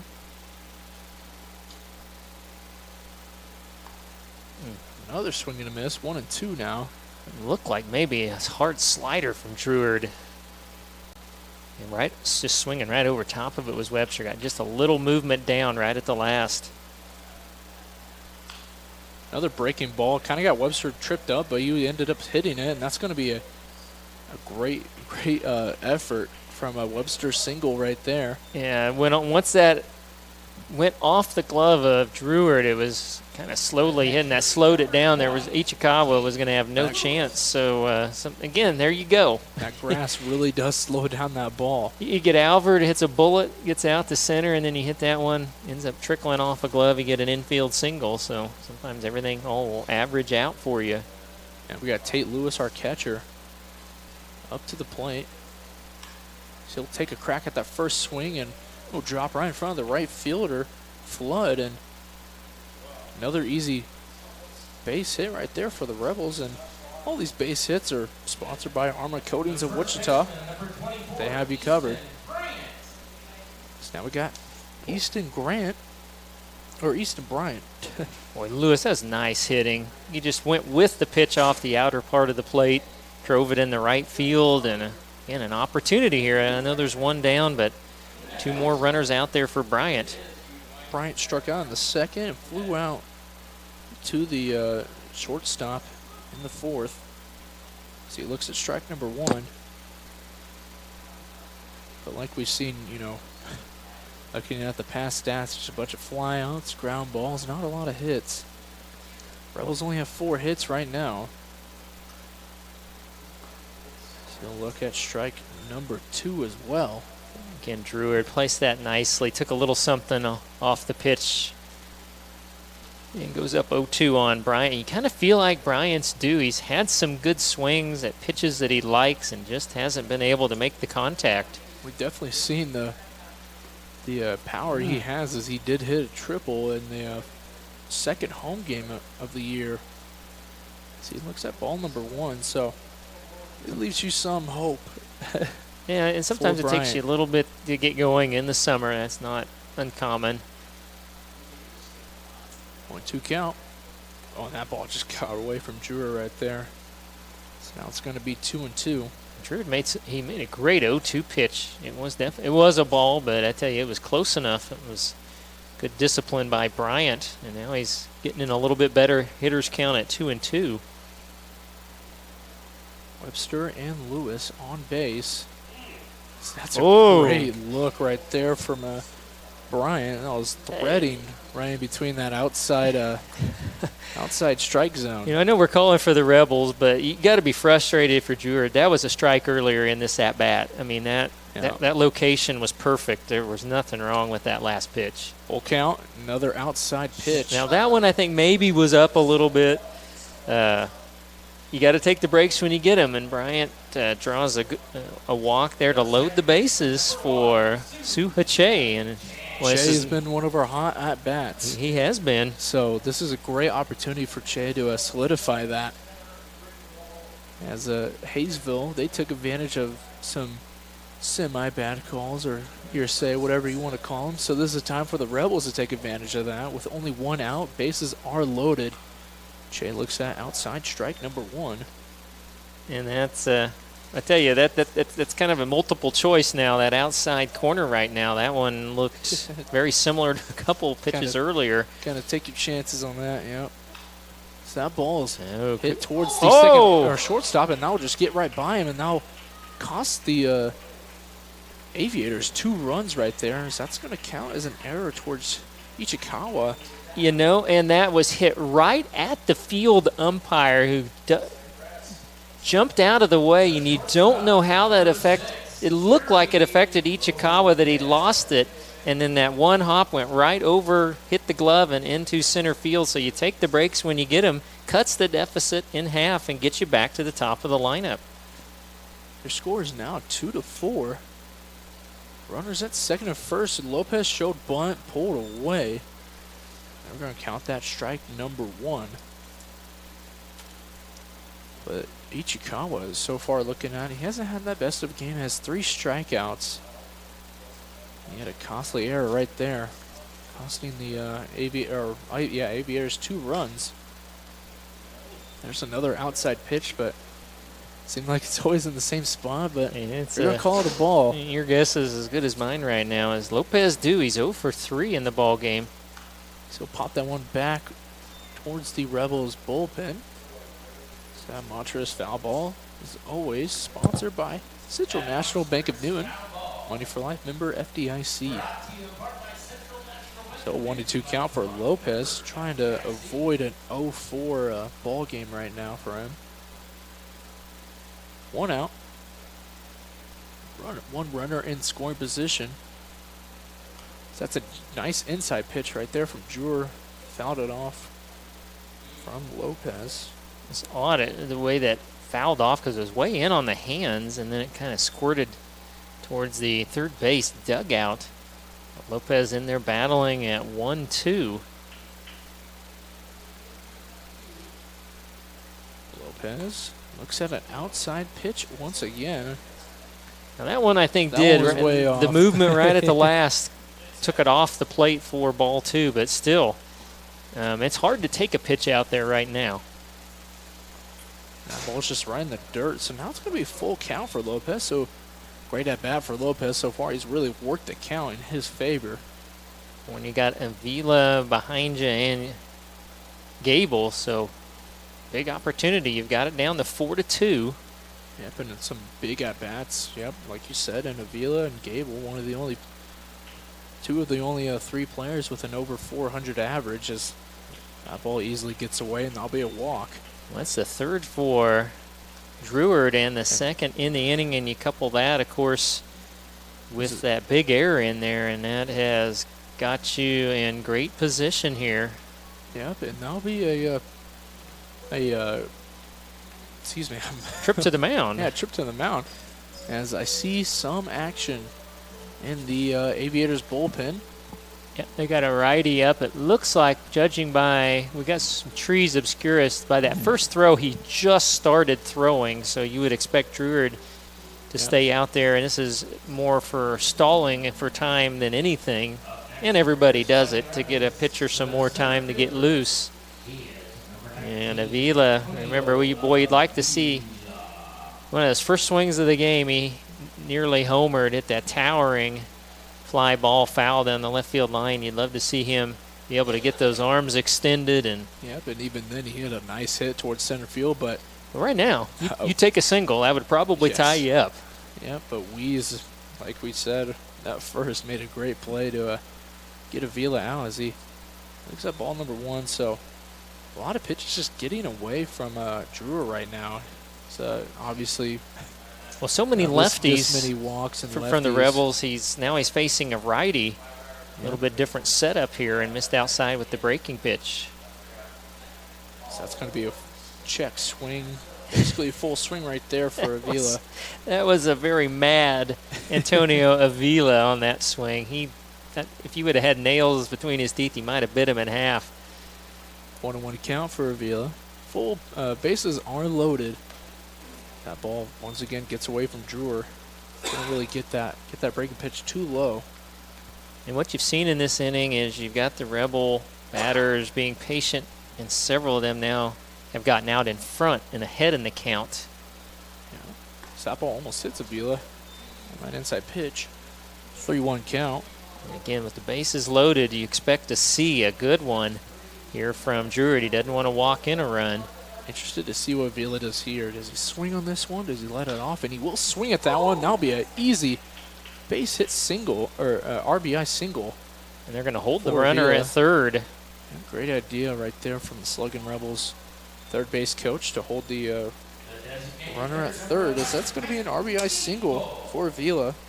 I think a good decision there. You still have an out to work with. It was pretty sharply hit, and now we will have a pitching change with the second trip to the mound. So Druid, let me look back here. We are in the home half of the sixth. He's going to get through an inning and a third in the ball game. He struck out one, but 3 walks hurt his cause. And to this point, he has given up 3 hits all in this inning. As we're getting word, that is number 20 for the... I don't have a name for you here just shortly. Aviators. That will be Tate Rico, a righty. Don't have much more information than that. We don't have a hometown or a college right now. He's from Hayesville, apparently. We'll get you... Played at Butler Community College, we're being told. We'll get you... Just down the road in El Dorado, so he'll come on, and boy, I tell you what, he inherits a bases loaded, 1 down jam, and a 1-run game here in the bottom of the 6th. Well, let's look at our upcoming schedule. For our listening audience, this is the first of 3. The next 2 will be at Hayesville tomorrow night and Wednesday. And then a 3-game set with the Monarchs begins on the road Thursday. And then home here for the Monarchs Friday and Saturday before, right now, a scheduled off day on Sunday before coming back home on Monday, June 26th to take on the Derby Twins, who we have not seen yet this year. Well, I take that back. The Rebels have seen them, played them in that early season tournament in Kingman, picking up a victory over the Twins, but plenty of opportunities coming up as the All-Star game scheduled for Great Bend comes up on July 2nd. Then you get a few days off there before you come back on July 5th. So that'll be interesting to see who gets an all-star nod for some of the area teams. Got some stats for Tate Rico. Rico has pitched so far 3 innings. He's given up 2 hits, 2 runs, no earned runs, 1 walk, 4 strikeouts. So pretty good stats for Rico. So we should already have a final. They're showing bottom of the 7th. The Cannons 20. The Monarchs nothing. That should be in the books now with the 10-run rule. That's the only score we have showing up. 1 out. It's Titan Gable's up. That pitch almost hit him on the inside. Off ball. Gable 1 for 3. Did have a first inning single. Boy, you'd love to see a single here. 1-0 on that ball. Did that get him? I think that It signaled Gable. dead ball, so that had to be a hit by a pitch, and that's going to tie the game. Oh, yes, it will. I did not add it in the scoreboard. I was like, is it? Well, the minute you see the umpire's arms go up like above, that's a dead ball, so I expected it had to be a hit by a pitch. So it's a unique way to get the game tied. He had an error and a hit by a pitch, but you will take it. And now Myers again an opportunity for the Rebels. He's walked twice and flown to right.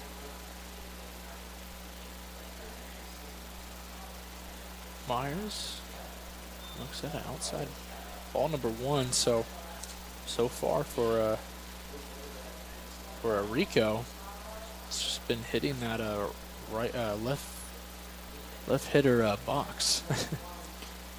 And he's utilizing the windup with the bases loaded. And they're There's going going to be a check back at second. to That's try gonna to be score double the steal, run, that'll and they do. work.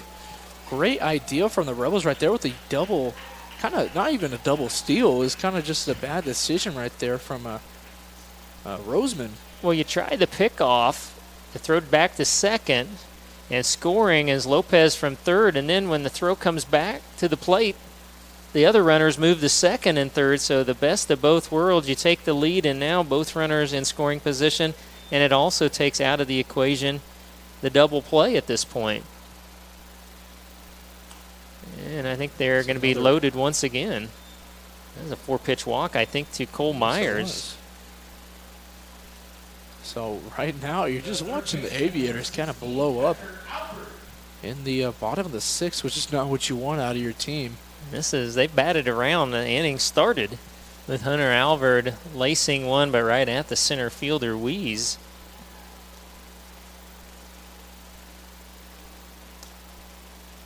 So, yep, bases are loaded. Alvord making a second trip just this inning. Looks at ball number 1, and so far, Rico really struggling with his location right now. yeah, Rico's pretty lucky he's not facing another lefty, or he'd probably have 3 potential walks. So a 1-0 count, and that ball. Was that And I don't think we're gonna call a balk. I think No, he just. that was a full pitch motion, but he just kind of got away. As we Well- are gonna have an umpire meeting. They're probably gonna discuss whether or not that was a balk or not. That's Yeah, what I'm we're thinking it will be. The ball did go forward and didn't really mess up his motion per se, and we're gonna have a No, balk. they're going to say it's a balk. I am surprised by that. So runners advance 1 base, and that's going to be 6-4 for the Sluggin Rebels.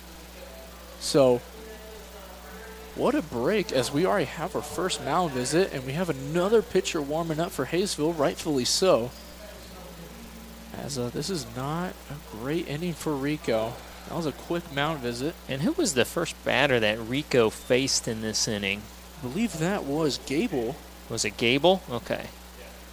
Gable was the first. So that actually will close the book now on Matt Druard, as he gave up. He's going to be charged with all 6 runs so far in this inning. Those 6 go to him. The next are Rico's responsibility. Now Alvord with a 1-0. Actually, it probably should be 2-0 count. I think it's 2-1 right now. We'll check with the umpire. And the umpire, well, we can't see him. I think that's exactly what the Yeah. third base coach wanted for Newton to confirm what the count was. So they're saying it's 2-1, 1 out, runners on second and third. Score is 6-4. So that was a great pitch. I think that's where Rico wanted that pitch the entire time. So that's a great outside pitch. So now it's going to be 1 and 2 actually. Oh yeah, the balks balk would do not count. Yep. There we go. There's the mess up, as great framing right there from Roseman. He tried to pull it back over. The home plate umpire didn't bite. So now it's going to be 2 and 2. 1 out. Runners at second and third. Rico is just, he's really struggling finding that outside zone. Yeah, first base is open, but I think that's really the last thing Hayesville wants to do is put another runner out there. I mean, a potential double play would be in the equation, but right now you're just looking for outs if you're Hayesville. That ball is just chopped foul towards the first base line. And after Alvord, you got Webster, who singled and reached all the way to. They scored He in scored, the inning. actually. Yep. Had that infield single. Yep. So may or may not be a smart idea to walk here. If they do, walk. That'll just be another low and Rico away lost ball him. for Alvord. And bases are loaded once again. So this is what you want to see out of the Rebels. You want them taking advantage of these bases loaded and playing really taking pitches. This is this is great baseball as we're going to have their second mound visit. And that'll do it for Rico because he has to come out now. He does not record an out. And he hit one and walked two. I don't know the number yet. I don't see the number. We're going to get you that information. And no quickly. hits. And try to run this into a monster inning with Tate Lewis. Or excuse me, you mentioned Ryan Webster will be the batter. Yeah, bases are loaded as he looks at a low ball one.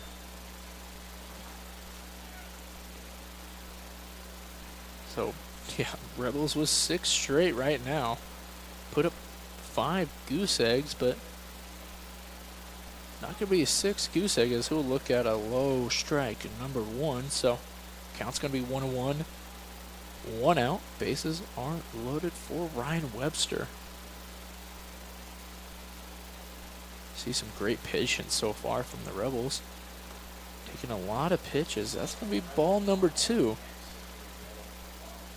Well, He's got Cable at third. Sometimes that seems like control and throwing strikes can almost be contagious. Sometimes it just gets to be difficult to get it in the zone. That ball's just chopped towards the second baseman. They're going to try and turn 2, and they won't. Oh, they will. Yeah. Very close call right there at first. But that'll be a double play for the Haysville Aviators. And that'll end the, not dramatic, the disastrous inning right there for Haysville, as they gave up 6 runs in that inning.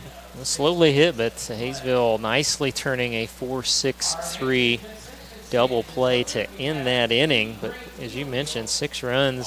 There were 3 hits, 1 error, and with the double play, there would have been just 2 left on base. And it looks like we'll have another pitching change as well for the Rebels. And we'll get you with that information after this quick break. But right before it, I'd like to mention that bottom of that 5th inning, and the whole inning itself was sponsored by Realty Connections. They like connecting people with places. You can always call 316-283-6607 for your South Central Kansas real estate needs. With that, we'll take a quick break, and we'll be right back.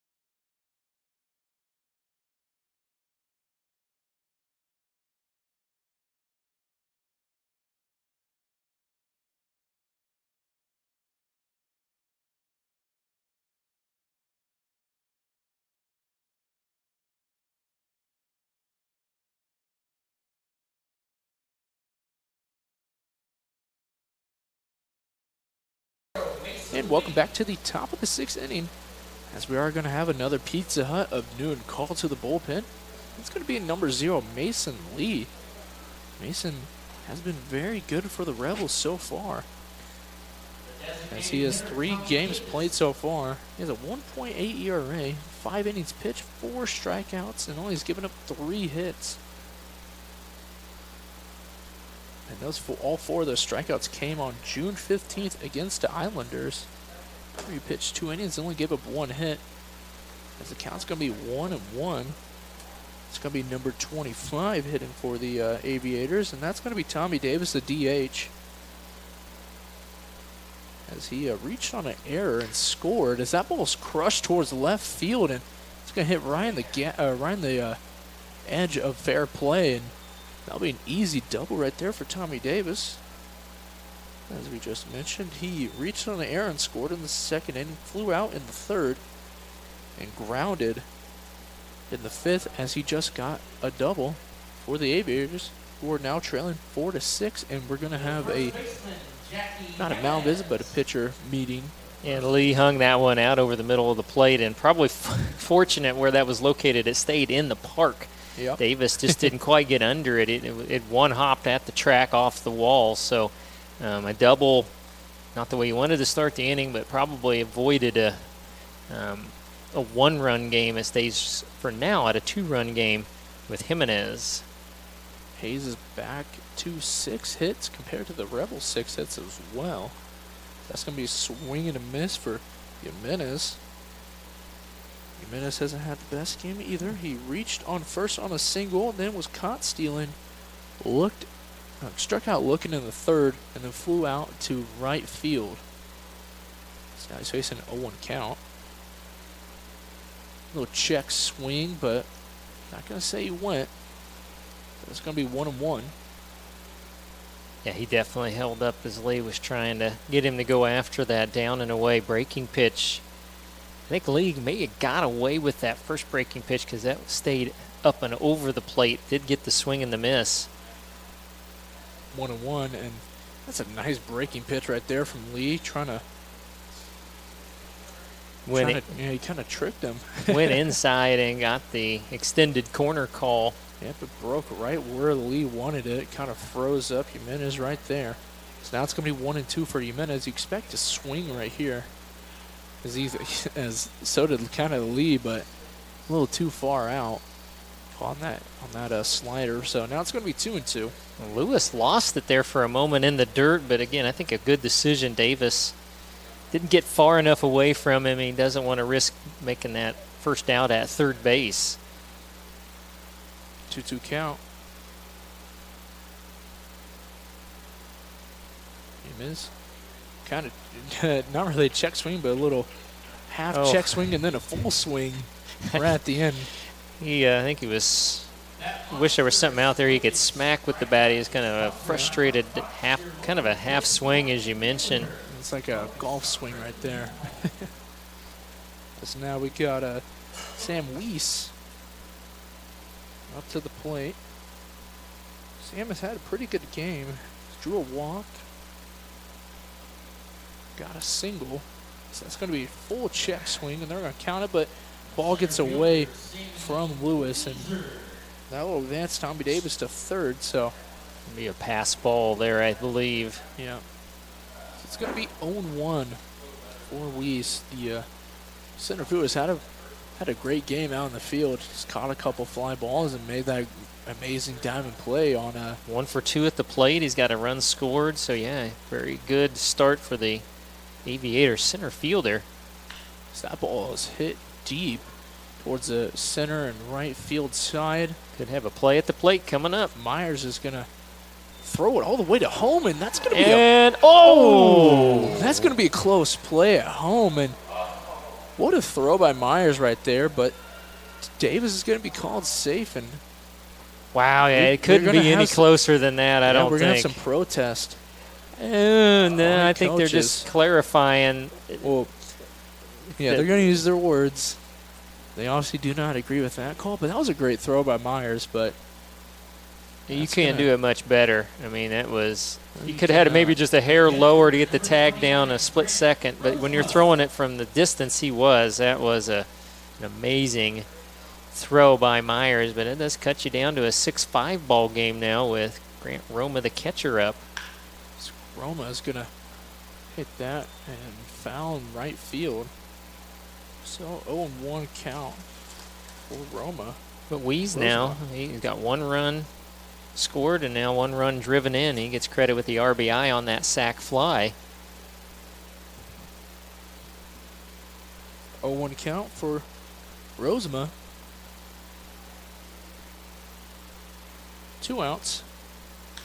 Rosema hits that hanging slider and kind of bobbled it at first, but Lee's there to assist Bryant on that one. No, in the inning for the Rebels. So Rebels give up a 1 run. Sorry, I was messing up on the scoreboard, but Rebels give up 1 run to the Haysville Aviators, but they still lead 6-5, and hopefully we have a repeat of that last inning as the Rebels are up to the plate. And with that, we'll head to the bottom of 6, but we'll take a quick break, and we'll be right back.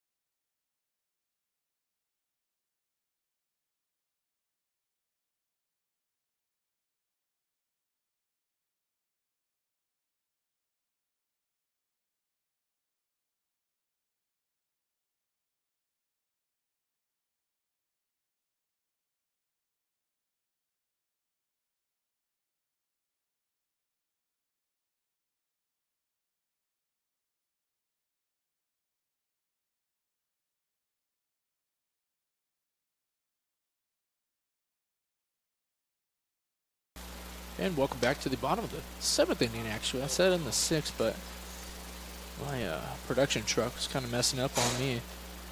It's going to be a 0-1 count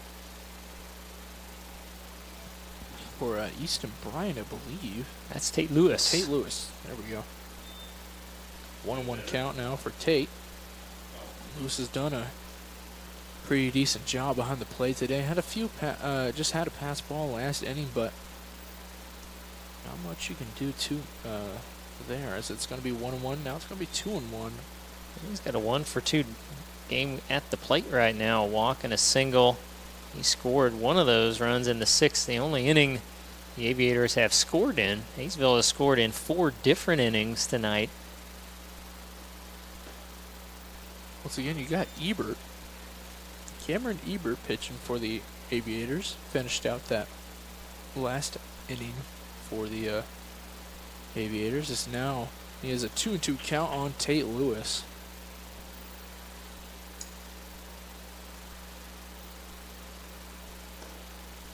That's a nice breaking pitch right there from Lewis, or from Ebert, but a little bit too low, a little bit too outside for the ump's liking. So now it's going to be a full count. I called it a throwing error on the shortstop when the guy ran home on the double steal. That ball's hit nicely in between the gap at center and left or right field.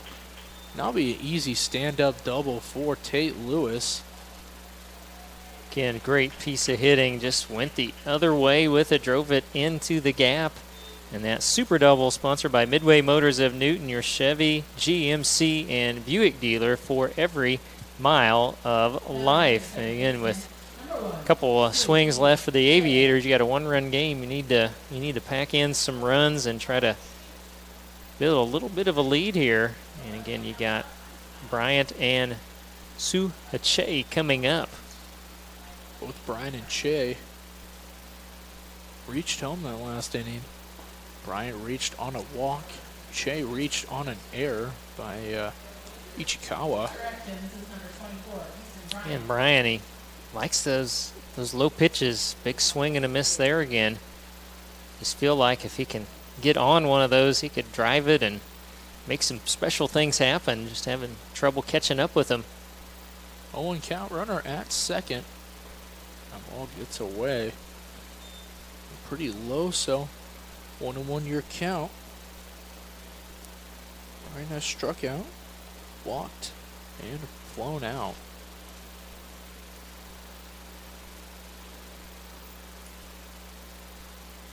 Bryant hits that one nicely in front of the left fielder, and they'll hold up at third, and Bryant will easily get that Armored Coatings base hit right there.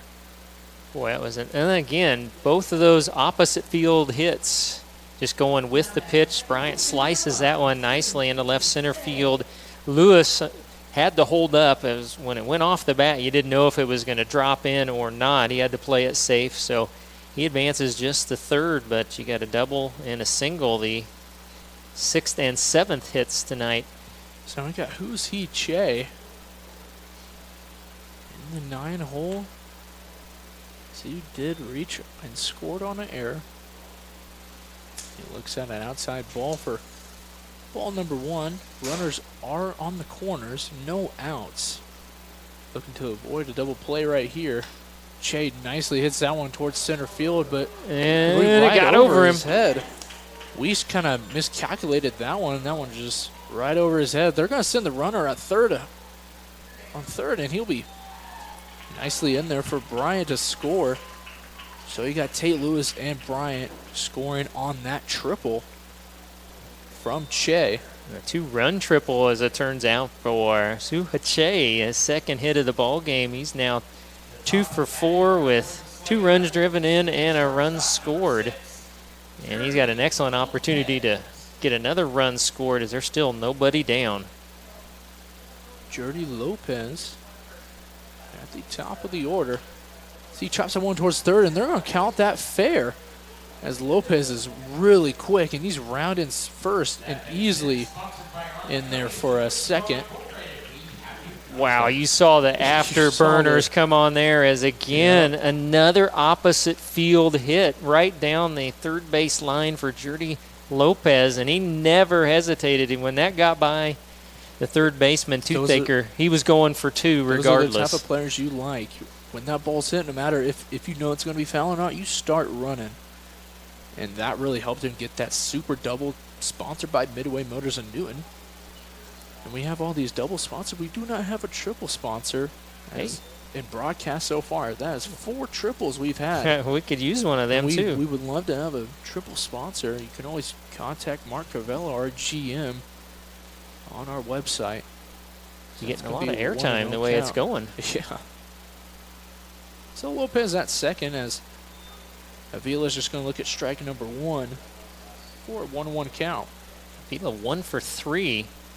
Got an RBI single and a walk. 1 run scored. Also a stolen base, which I believe was his first of the season. So he kind of just a lazy swing and miss right there for strike number 2. Great breaking pitch right there. He got fooled. That one was maybe at the knees when it started and broke down and away from him. An almost impossible pitch to hit. No outs. Avila hits that one towards the parked cars over there. Towards the right field line where my car is parked. And Ebert that time got it right in on his hands, jammed him, and about all Avila could do was foul that one off. And at this point with a 1-2 count, that's what you're doing. Foul some off, see if you can get a better pitch to hit.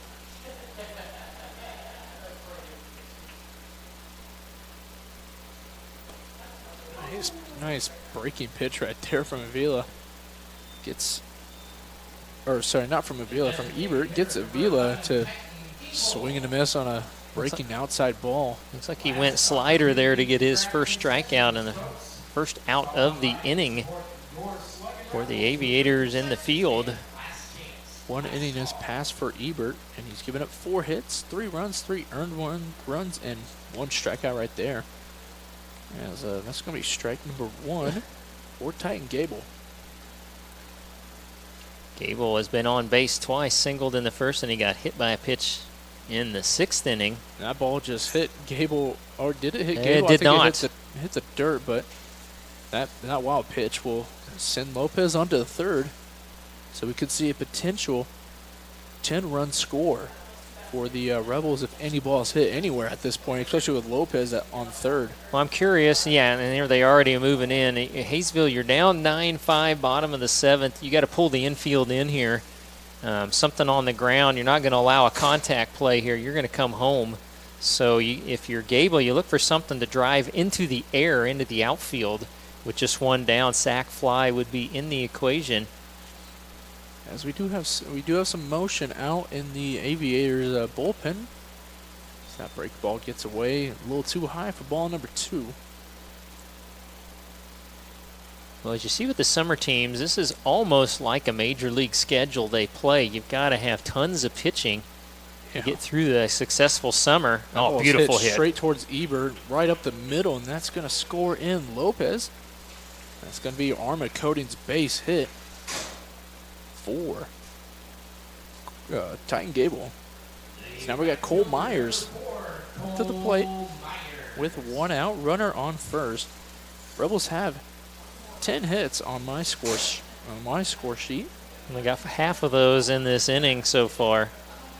And 3 of those are extra bases, 2 doubles and a triple here in the inning. And they're not done yet with Myers at the plate.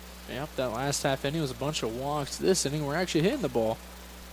So that ball is a little too high for ball number 1. So this is the best baseball so far we've seen from the Rebels. And hitting is contagious. You get one, another guy gets another one, and suddenly everybody starts hitting.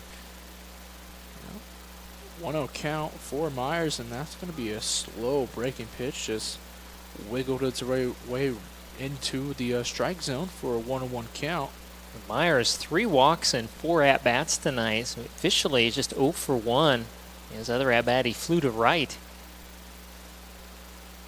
Runner takes off, and Rosema kind of lost grip. Had a nice pop-up, probably almost got him. Really quick pop-up, but lost the ball right there. It was high enough that he had to catch it and try to bring it down for the exchange, and he tried to hurry that just a little bit too much and lost it. So you got another runner in scoring position. That's going to be another breaking pitch, just easily in the strike zone for strike number 2. And that has been Ebert's best pitch right now. He's starting to pound that inside part of the plate. I don't know if that's kind of a change-up slider that he's going to right there. It's been very effective. And that ball's popped not deep into left field, near the dugout, and they can't make a play on that one. That was a toothacher at third base trying to make a play, but that ball is too far foul. So that was a monstrous foul ball. That was sponsored by Central National Bank of Newton. So runner in scoring position, 2-2 your count for Myers. 11 batters batted in the last inning. This is the 7th batter of this inning. So that's a ball hit towards the second baseman. It'll bounce off his glove, and it looked like pinball out there as Lloyd trying to make a catch. It went off his glove, and then the shortstop Ichikawa come over, and it went off of his leg. And I'm not sure how you're going to score that. Yeah, I think they're saying we're going to say that's an error. That was a little tough play. You saw Lloyd. He kind of had to, get out in front of it, but just hit like the bottom of his glove, and I think they are going to count that as an error. So, and unfortunately, Gable, he had to go back to the bag to avoid a double play, so he obviously couldn't advance. And I think we are going to see another pitching change coming up. Yes, we will. And that pitch change is always sponsored by Pizza Hut of Newton, where no one out Pizza Hut. We're going to have number 17 for the Aviators, and we'll get his information real quick. Your score is 9-5 in favor of the Rebels. Runners are at second and first. As we got, that's going to be, I'm going to need some help here. We do have Aviator staff in here. Kai Jae-won is your new pitcher. He's from Taiwan and Chinan University. So I'm going to have to practice that one. Kai Jae-won. Here in Thailand's no uncommon thing for the Sluggin Rebels. We have about, I think, counting 6 or 7 players from Taiwan. Well, if you think about it, I grew up watching the Little League World Series. Who was it that was always playing the American champion, it was either Taiwan or Japan.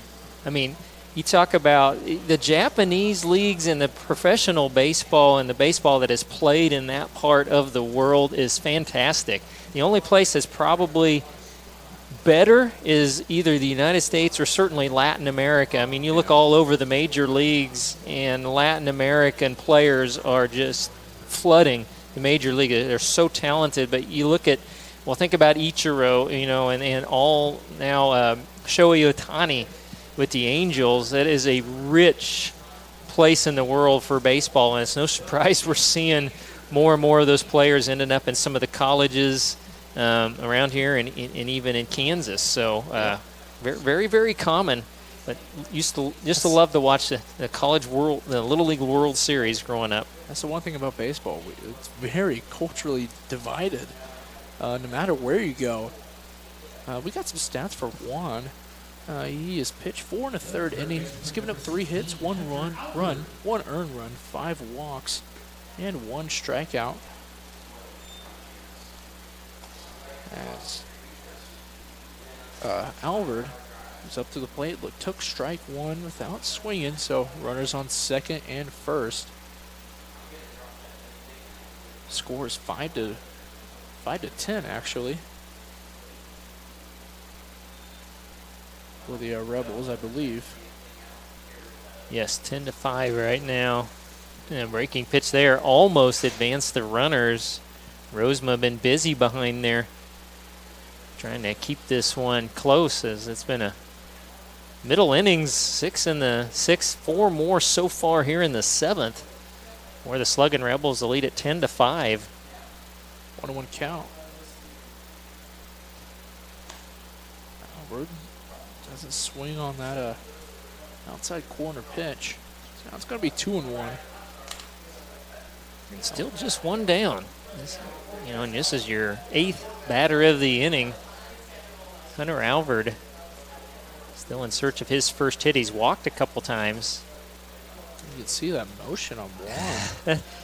It's almost the stops, and then all of a sudden it's like a slingshot action. It's a tough motion to pick up. The first time you've seen him, that's why you love bringing him out of the bullpen, but now he's fallen behind Alvord 3-1.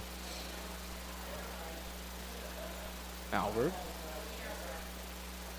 That's that ball. Just cruise on in for ball number 4. And now we're going to have another bases loaded situation. I believe that's about 5 chances of bases loaded for the Rebels. We had one in the first inning, but couldn't really do anything. And then 6th inning came around and had a good amount of chances right there. I've got that as 10th walk combined for Aviator pitching tonight. So now we got Ryan Webster up to the plate. He started off this inning, I believe. No, he is the 9th batter of the inning. It was actually Tate Tate Lewis started with the yes. double. Yep. But they batted around for the 2nd straight inning, have the Newton Rebels. So 1-0 count for Webster. See, I don't know if they're going to count that, if that was going to be a strike or that was a check swing strike right there. But it was a called strike. Yeah, it looked like it was just called. It was, again, right around that outside corner in the upper part of the zone. 1-1 count. Webster swinging a miss on them outside pitches. And see what that last pitch from Shiwan did. It set up that one a little further out of the strike zone, but then he got Webster to go after it and maybe expect one a little further out this pitch on a 1-2 count. Webster. Nice pitch right there. Wow, slow motion there. A slow swing and strike. Strikeout for Juan. That's going to be 2 outs with the bases loaded for Tate Lewis. So 2nd appearance for Tate Lewis on this at-bat. Or this inning. Well, he's walked, singled, and doubled. And a couple of runs scored for Lewis, having a great game, doing a nice job behind the plate as well. Ball's outside, gets away from 1.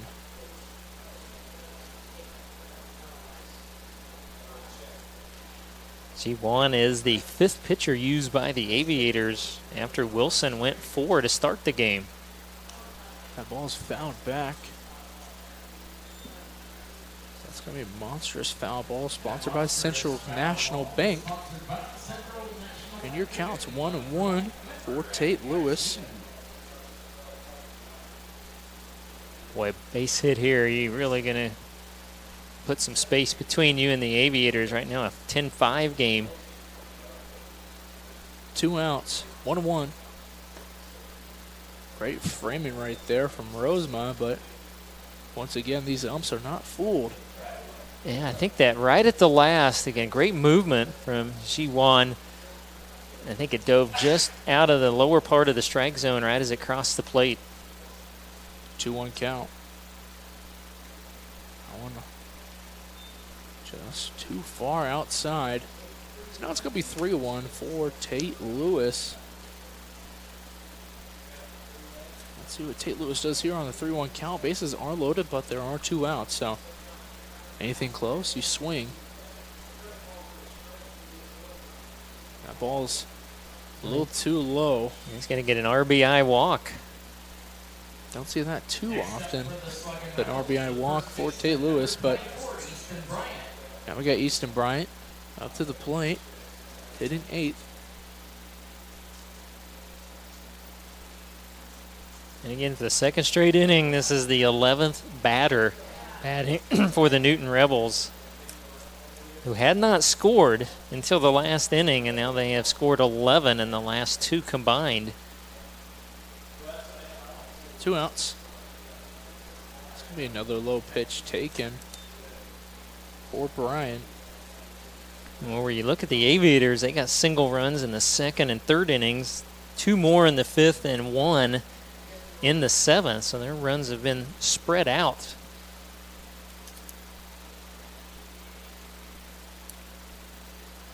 That ball almost hit Bryant, but stayed in. It's going to be 2 balls now. And you kind of see G1 when you watch a pitcher that's doesn't feel comfortable. You see a lot of shoulder movements and time between pitches, and that kind of seems to be what he's doing right now. 2-0 count for Bryant. We'll just look at strike number 1. Good slow curve in there from G1 for his first strike. And that's a tough pitch from a lefty pitcher to a lefty batter. Yeah. To slow down on and make a good swing on. 2-1 count. Big swing and miss for Bryant. He threw it again. Great recovery by Z1. 2-2 count with 2 outs. Bases are loaded.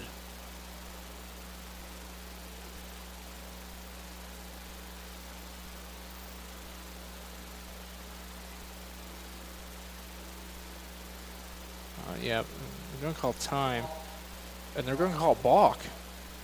Are they going to call balk? No, they're just going to, yeah, time. Just yeah, time, okay. I was going to say, I feel like we were paused a little too long. I didn't see anything that would have tipped off a...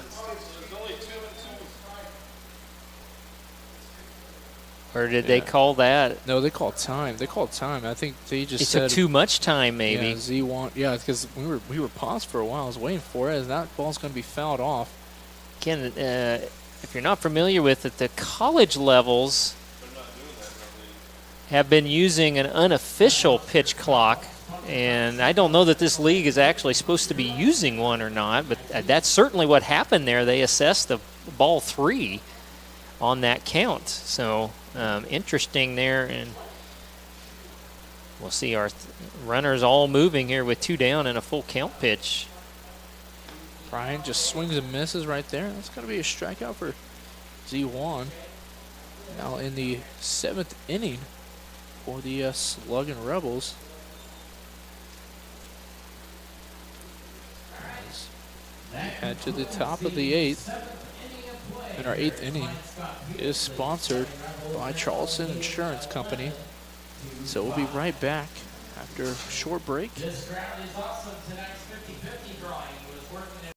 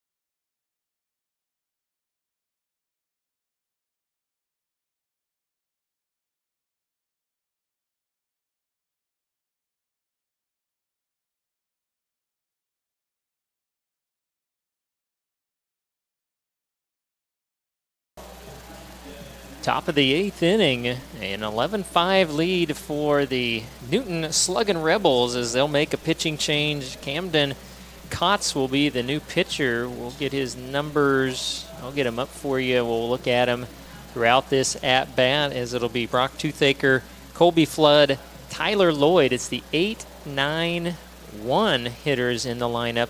I got your Camden Kotz stats right here. All right.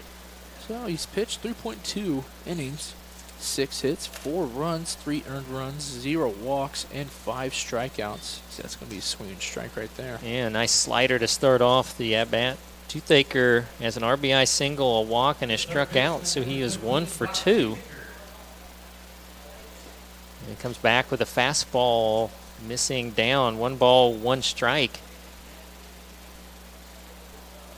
So again, 11 runs on 8 hits in the last 2 innings for the Sluggin Rebels, and took a little pitch. something off there, yeah. Yeah, great pitch right there from Kotz.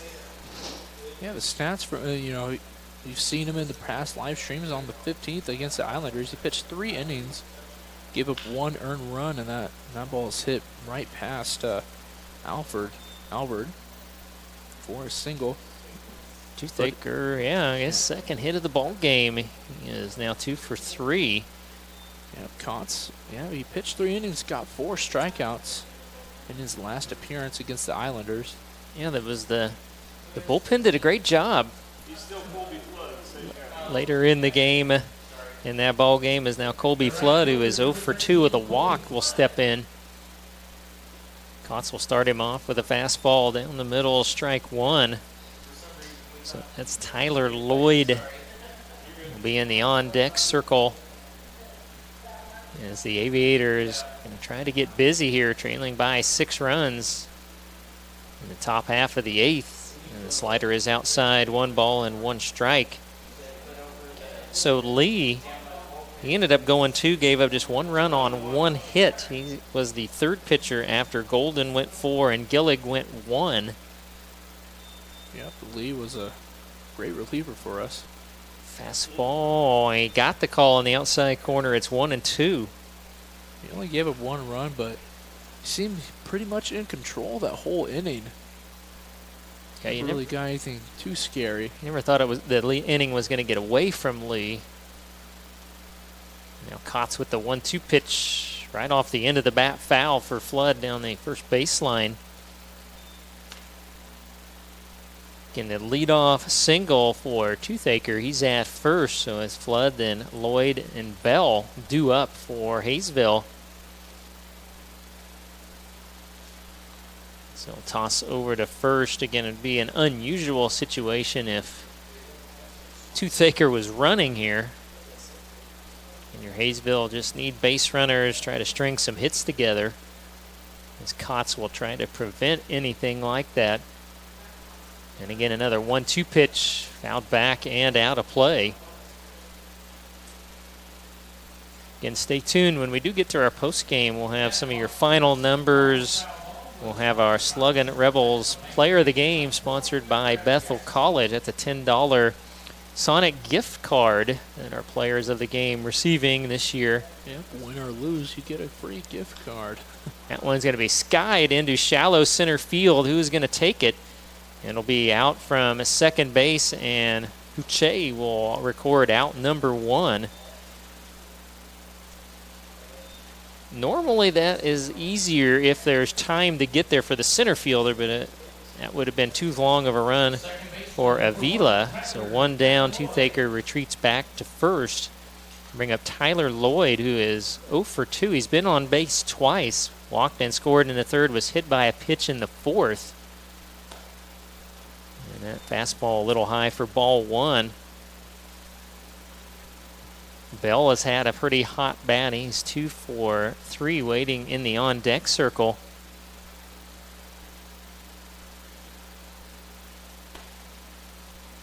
Ooh, that was a little close one right there. Yeah, you can see Tate Lewis turned around. He wanted to confirm. I believe it was high for ball 2.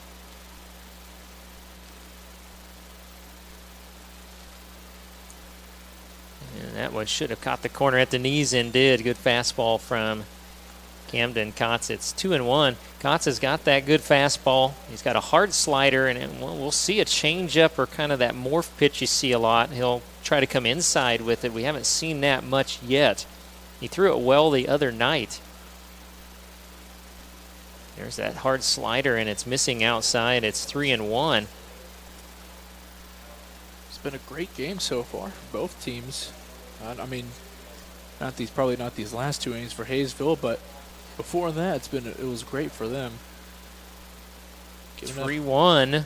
This is hit well to center field. Avila on his horse. He's not going to get there. It'll fall into the gap in right center field. They're not going to send the runner home, and now they will. And a bad throw missing the cutoff man. It's going to be a double. You won't give an RBI there, but you will have to score an error on the throw in, and now that makes it an 11-6 ball game, as they were clearly holding up and had the runner stopped. And then again, the throw just came in over top of the cutoff man. And a mental mistake there, so runner at second. 1 down for Jack Bell. Slider outside for ball 1. Again, Bell was hit by a pitch in the first, had an infield single in the third, popped to second in the fourth, and he had a single and a stolen base in the sixth, and he was caught trying to steal third base. That was a weird steal, and we both agreed on that one. Ground ball in the hole. It's knocked down by Alvord. Everybody's going to be safe on, I think, what will be scored an infield single. And that's the third hit of the inning. Already came in with 6, and now you got 9 hits.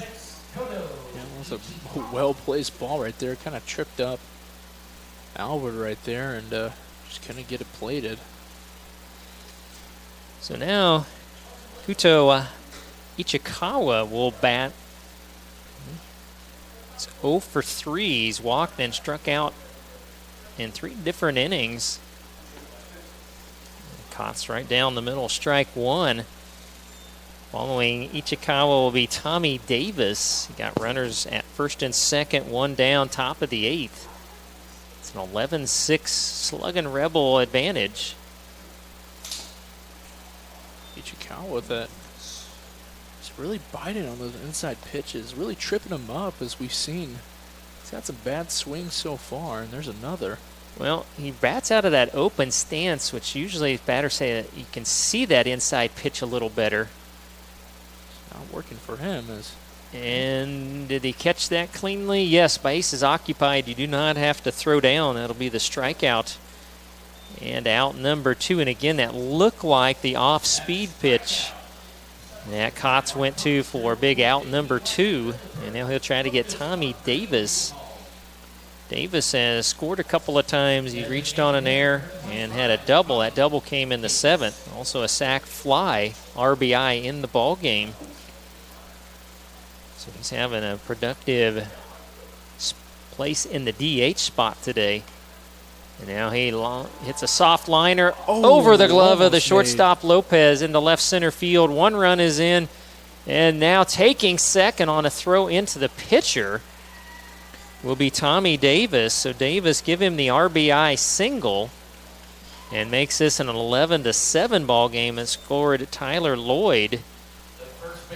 And then Davis, good base running, able to move up on the play. And things are getting a little more interesting than the Rebels were hoping it would here in the inning. Tough play right there from Lopez. Almost made the play, but Tommy Davis got great base running skills and easily took second. Jimenez, a big swing, was trying to make this a 1-run game with 1 swing. He's 1 for 4 with a second inning RBI single. I can tell Jimenez is the big personality on the team. He plays with a lot of confidence as he grounds out to Huche in the inning. It was a sharply hit ball. Huche played it nicely. But the Aviators able to plate a couple of runs in the inning, and they do it on 4 hits with 1 error, and they'll leave 2 aboard. So we have an 11-7 ball game here in the 8th, and this 8th inning is our Charleston Insurance Company inning. Yeah, Charleston Insurance Company, you can visit them at www.charlestoninsurance.com for all your home, auto, and other insurance needs. So we'll take a quick break. We'll be back for the Rebel half of the 8th as you are watching Sluggin Rebel Baseball.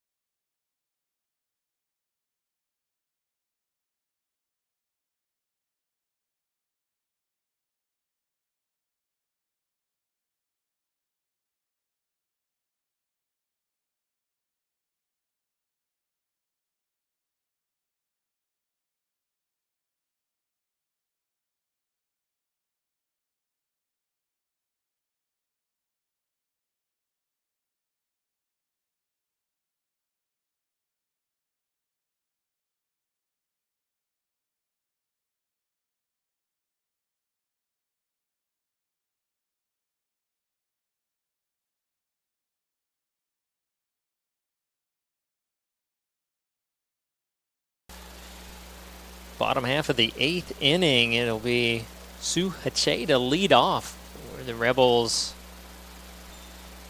And that pitch is taken high, ball 1. And correct me if I'm wrong, is this a Taiwan versus Taiwan here? Is this correct? Yeah, I think they all came over together. Okay.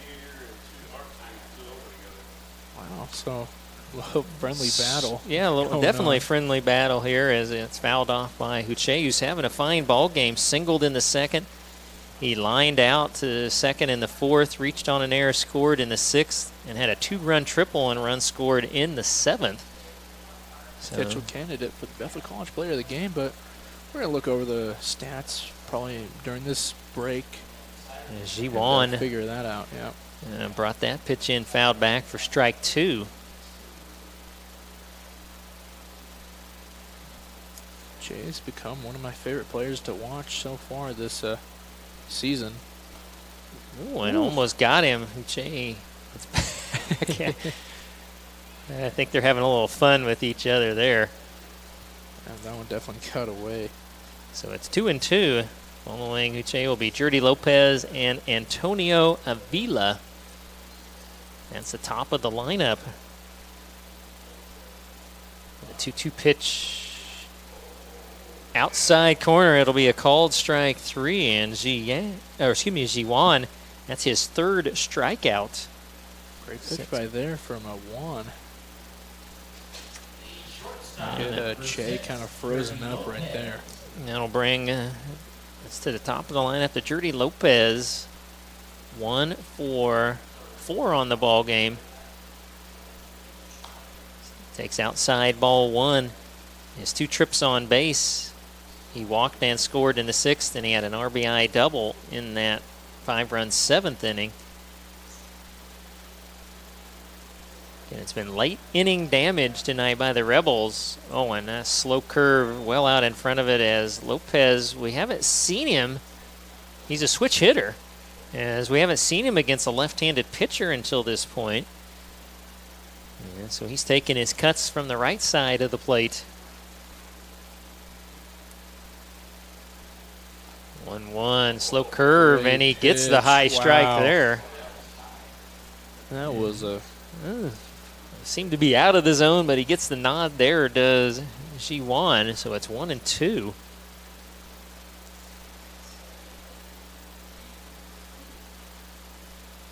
Went back and fouled back by Lopez. That was a very slow curve. That's where you would love to have a gun on some of those that come in and just see where they're at. You got to think that slow curve's coming in maybe upper 60s, lower 70s, and it's just hard to stay back on that back foot and drive into that pitch.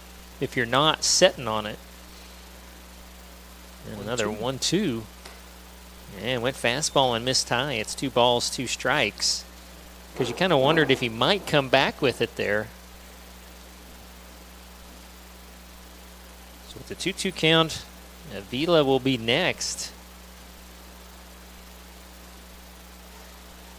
Under the lights here in Newton, beautiful evening, good crowd on hand. That one got away from G1 for ball 3. Great work for Lopez. Once again, working the count, and that's what you want to see, especially out of a person like Lopez, who's speedy on those base paths, so any way he can get on base is deadly. And the payoff pitch, ground ball to third. Toothaker scoops it up. Low throw, but a scoop at first by Jimenez for out number 2. And now it'll be up to Avila to get something started. The center fielder, number 19. He is 1 for 4. Walking in the 5th, RBI single and a run scored in the 6th inning. Got robbed of a hit back in the 1st by the center fielder Weeze on a diving catch. And Avila will take high for ball 1. Coming up in the 9th, it's going to be the 6, 7, and 8 spots for the Aviator. That means Weeze, Rosema, and Toothaker. Unless you go to the bench, that's who is due up. There's that slow curve. That one down in the zone. That was a close one right there. That was a great pitch. Could be makeup call there. 2 balls and no strikes.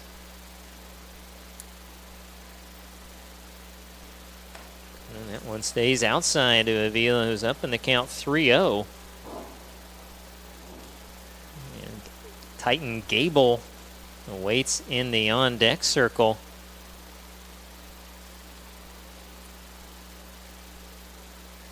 And the 3-0 pounds him on the inside corner. Gets the nod. It's 3-1. Hit him right in that a little bit lower, but in that same spot from the second ball. So finally gets the call on that one. You kind of wondered if Avila there with 2 down up in the game, if he might have had the green light. And did that one, yeah, dead ball signal, that hit him. G1 hits his first batter. That's the second batter hit by Aviator pitching tonight. So you get a 2-out hit by a pitch to bring Gable to the plate. And Gable's been on 3 times. He's got a pair of singles. He's also been hit by a pitch. 1 run batted in, 1 run scored tonight. As the Sluggin Rebels trying to get back their overall record to a game below 500. Started the night 4-6 and 2-6 in league action. Yep, definitely started rough. And did not start off great tonight. They were trailing 5-0 before they got on the board. And what a great jump. There won't even be a throw. And nobody even covered the bag. That was a great read by Avila. He was toying with Juan earlier. I don't know that you would even rule that a stolen base. It might be an indifference there.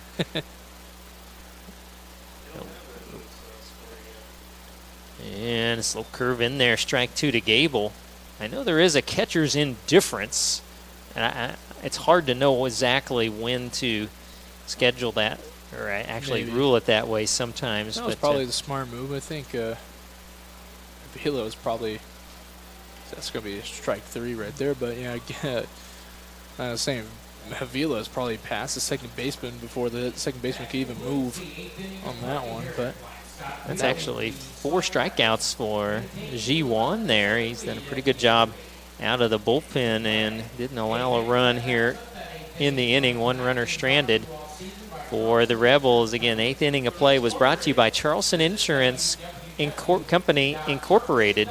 Visit www.charlestoninsurance.com for your home, auto, and other insurance needs. So we'll take a quick break, and we will be back with another new pitcher for the 9th. For the Rebels, they lead at 11-7. You're watching Sluggin Rebels Baseball.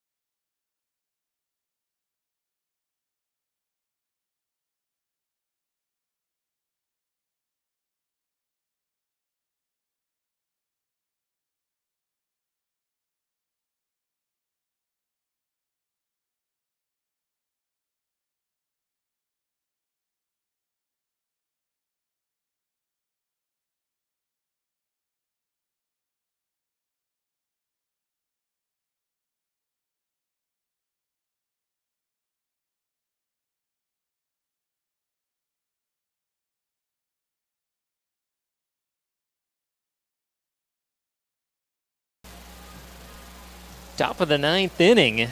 It's an 11-7 lead for the Sluggin Rebels.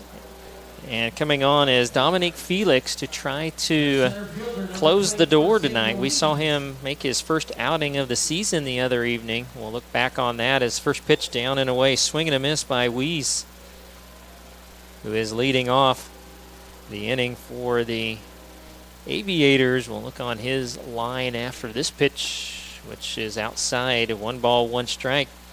Weiss has walked, singled, has a sac fly, RBI, and has grounded out to second. So 1 run driven in, 1 run scored, and a couple of really nice plays in the field. And went down and in, did Felix. Swing and a miss. Strike 2. The other night, Felix pitched an inning and 2/3. No runs, no hits, 2 walks, and 1 strikeout. So getting his second action on the mound. This one sliced down the left field line. It looks like it will go and does foul.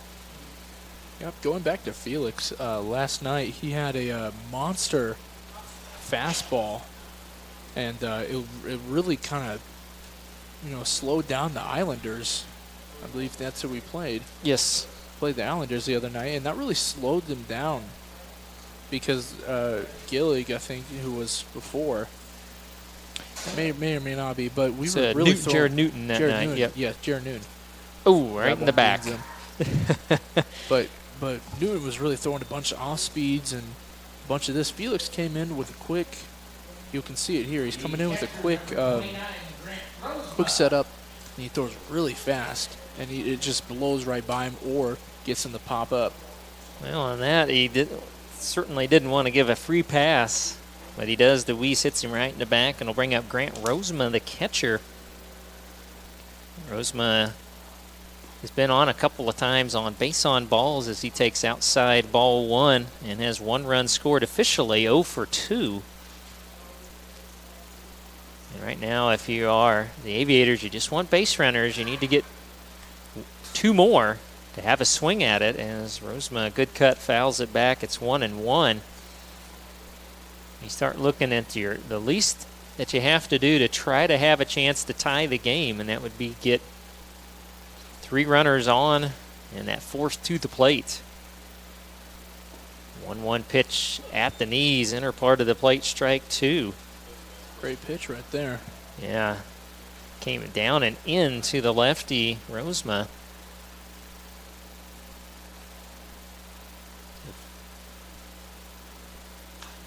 And another good cut, fouls this one well out of play, left side.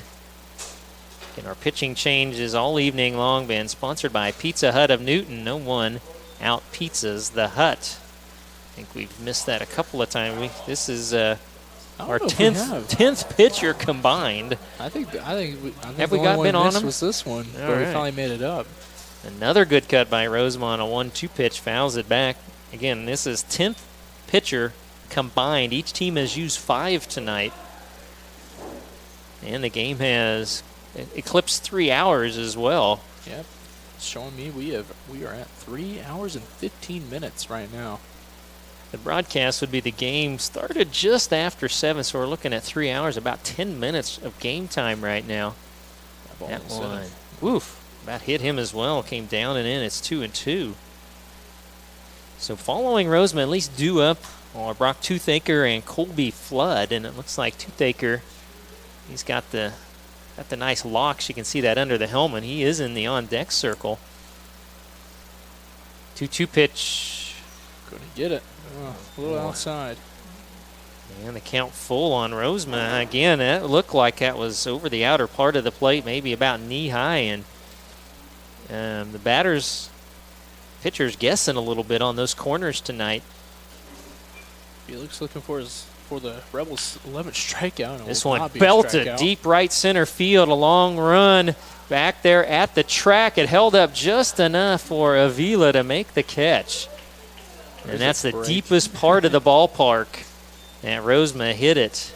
He hit it about 380, but he needed 390 to get it out, and that's a long out number 1 for Felix and the Rebels, bringing up Toothaker who was 2 for 3 with a walk and a pair of singles. He's driven in one and scored one.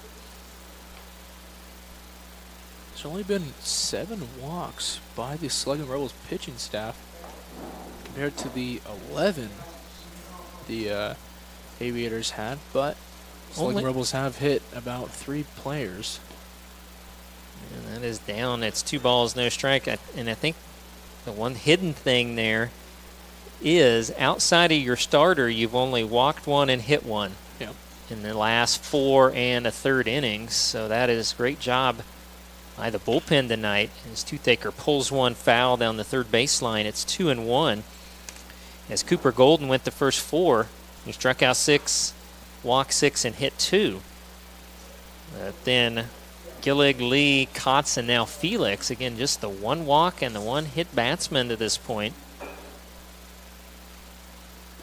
And breaking pitch outside. And I've got it at 3-1. Is it actually 3-2? Yep, yes, it is 3-1. Yep. I was reading off the scoreboard right there. I was thinking it was 3-1. I can't guarantee that my book is always right. It's usually pretty close. Now I got the strike call right at the knees. Good fastball. And the second straight batter, the count has gone full on. What I've seen so far from Felix compared to his last outing, he's mixed it up a lot more. Whether that's in favor or not is up to you. Line drive, leaping Great catch by play. Lopez. And boy, not far enough from the bag was Weeze for the double play. And great play in the field, sponsored by Carl Hodges and family, celebrating 23 years of Rebels baseball tradition. As that looked off the bat like it was going to be a single, Lopez had different ideas. It's out number 2, so last chance here for the Aviators, and Colby Flood, who is 0 for 3 with a walk that came back in the 4th. That one is taken outside for ball 1.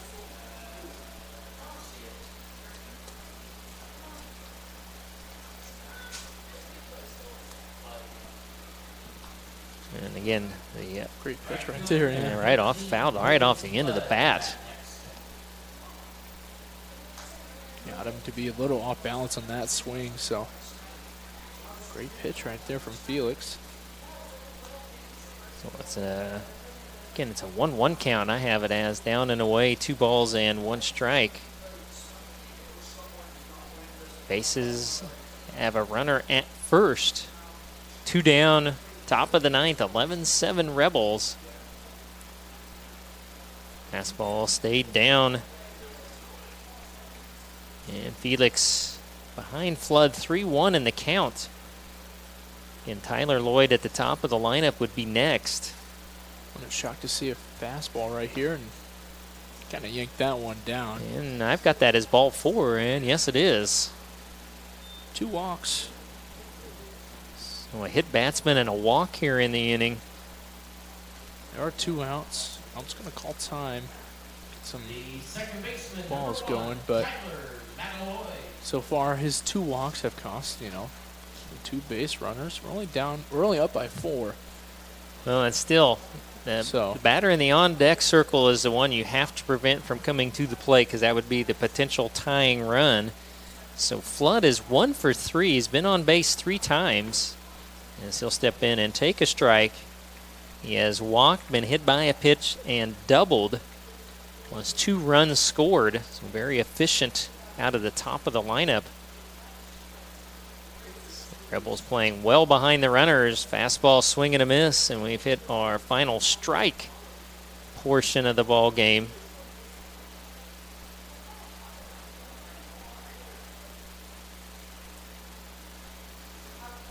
Felix looking to end the ball game right here. And pitches just up and in. A good 0-2 pitch there from Dominic Felix. It's now 1-2. I like that first pitch by Felix, knowing the last potential out was not going to swing at the first pitch, and he just pitched it right down the middle. And went with the breaking pitch. That one stayed up. 2 balls, 2 strikes. In the infield, back about everybody except Albert at third. near the grass to try to keep everything in front of him on the ground. Pass ball stayed out, and now the runners will be moving. Yeah, that was a close pitch right there. Great. So far, Felix is throwing some great pitches, great decision making right now from Felix is what I've seen. So now payoff pitch, the runner's moving, swing and a miss. The strikeout on Lloyd will end the ball game here as the Aviators will get a couple of runners on in the ninth, but strand them both. And your final score tonight, the Newton Rebels defeat the Hayesville Aviators 11-7. Stay tuned. We will have our Bethel College Player of the Ball game coming up, and that tonight is going to be your starting catcher, Tate Lewis. So we will visit with him shortly. And thank you to Bethel College, where you graduate. We're 100% life and work ready. Roll on, Threshers. So we're going to take a quick break. We'll be back with your final numbers and your Bethel College Player of the Game, Tate Lewis, as you are watching Sluggin Rebels baseball. Quick mention, we also have a Rebels win sponsor. Your Sluggin Rebels game win was sponsored by the great team at Ray Roofing, a 6th-generation family-owned business serving the state of Kansas. That was the first time we heard that one on this broadcast. Great Rebels win. And like Scott said, we'll take a quick break, but that'll do it for me. I'm Jared Obelechner. Scott will be back with Tate Lewis in just a few moments. And with that, that'll be it for me, but we'll take a quick break, and yeah, we'll be right back with Tate Lewis for the Bethel College Player of the Game.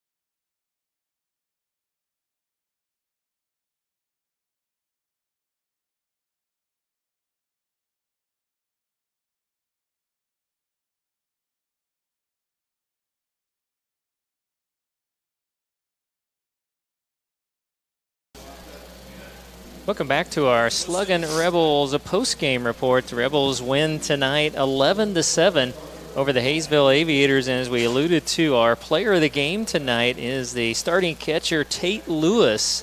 And just a little look at his line tonight. Tate at the plate ended up with a pair of walks, a single, a double.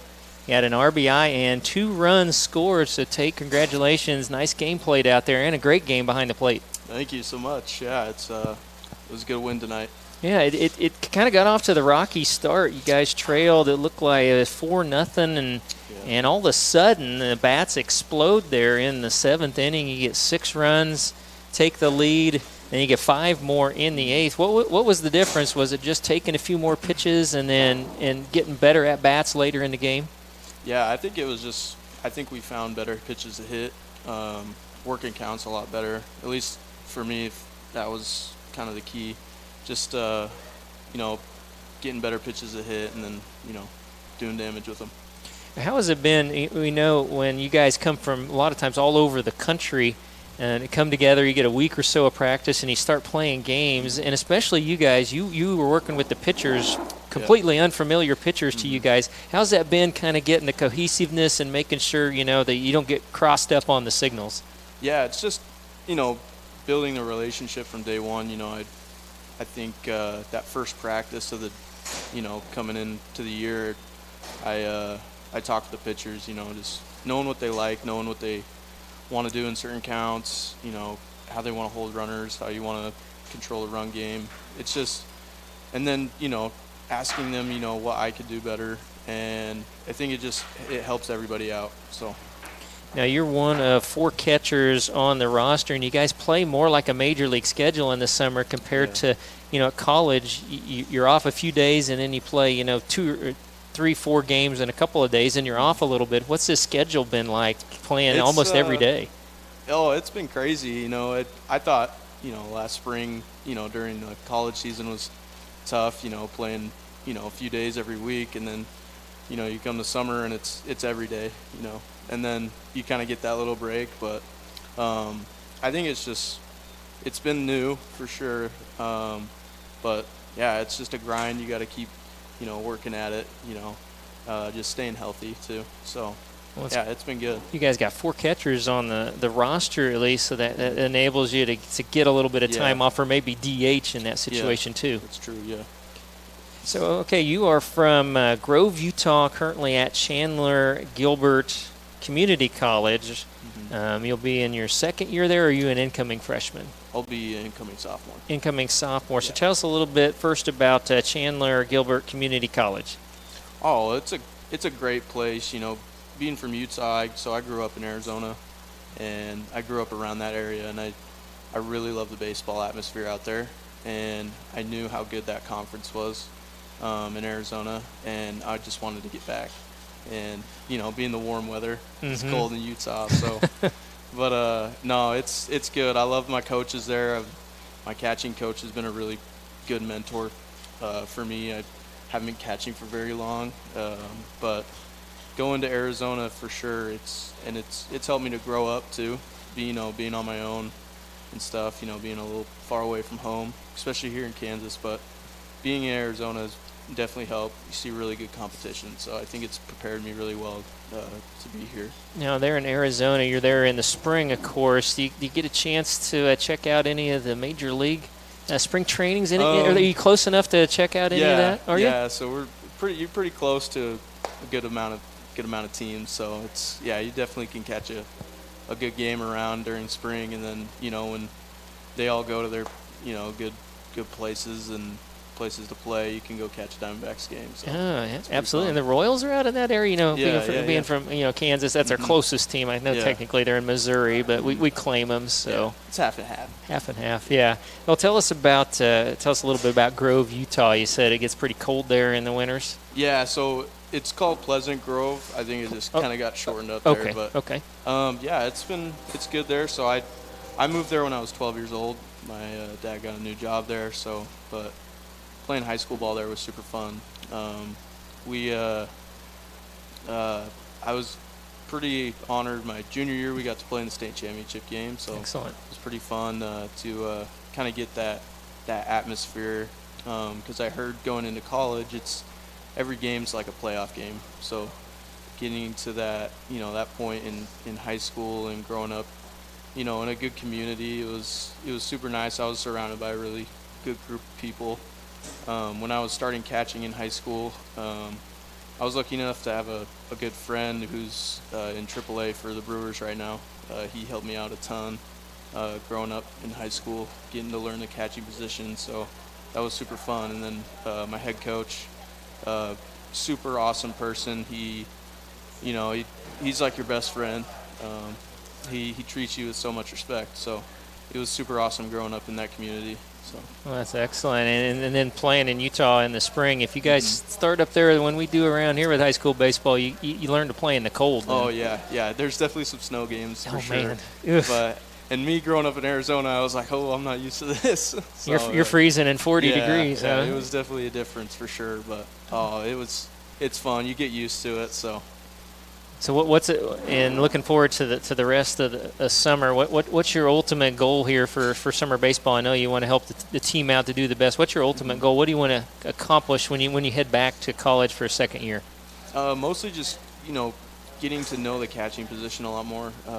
This last spring for Chandler Gilbert, I DH'd a lot of the year, so just getting to get that experience behind the plate, especially in college, will definitely, here it will get me prepared for when I have to go, later on in life, if I am able to go to another college at a junior college. So sure. Just getting reps behind the plate, and then of course getting ABs, but always want to win, huh? Absolutely. The dub. Well, we want to give this to you before you leave. This is our player of the game. You get a $10 Sonic Sweet. gift card, which you can use here in town to Awesome. get some ice cream with the way the weather's looking. Yeah, there you go. Sponsored there by, of course, Bethel College. So congratulations, Tate, on the win, player of the game. And hopefully we'll get to do this again sometime this summer. For sure. All right. Thank you, Tate. Of course. And that's Tate Lewis, our Bethel College player of the game, leaving with the $10 Sonic gift cards. We appreciate all of our sponsors for doing that. We'll take a quick look at just a few of the final numbers for you tonight. 7 runs on 10 hits, 3 errors, 12 runners left for Hayesville.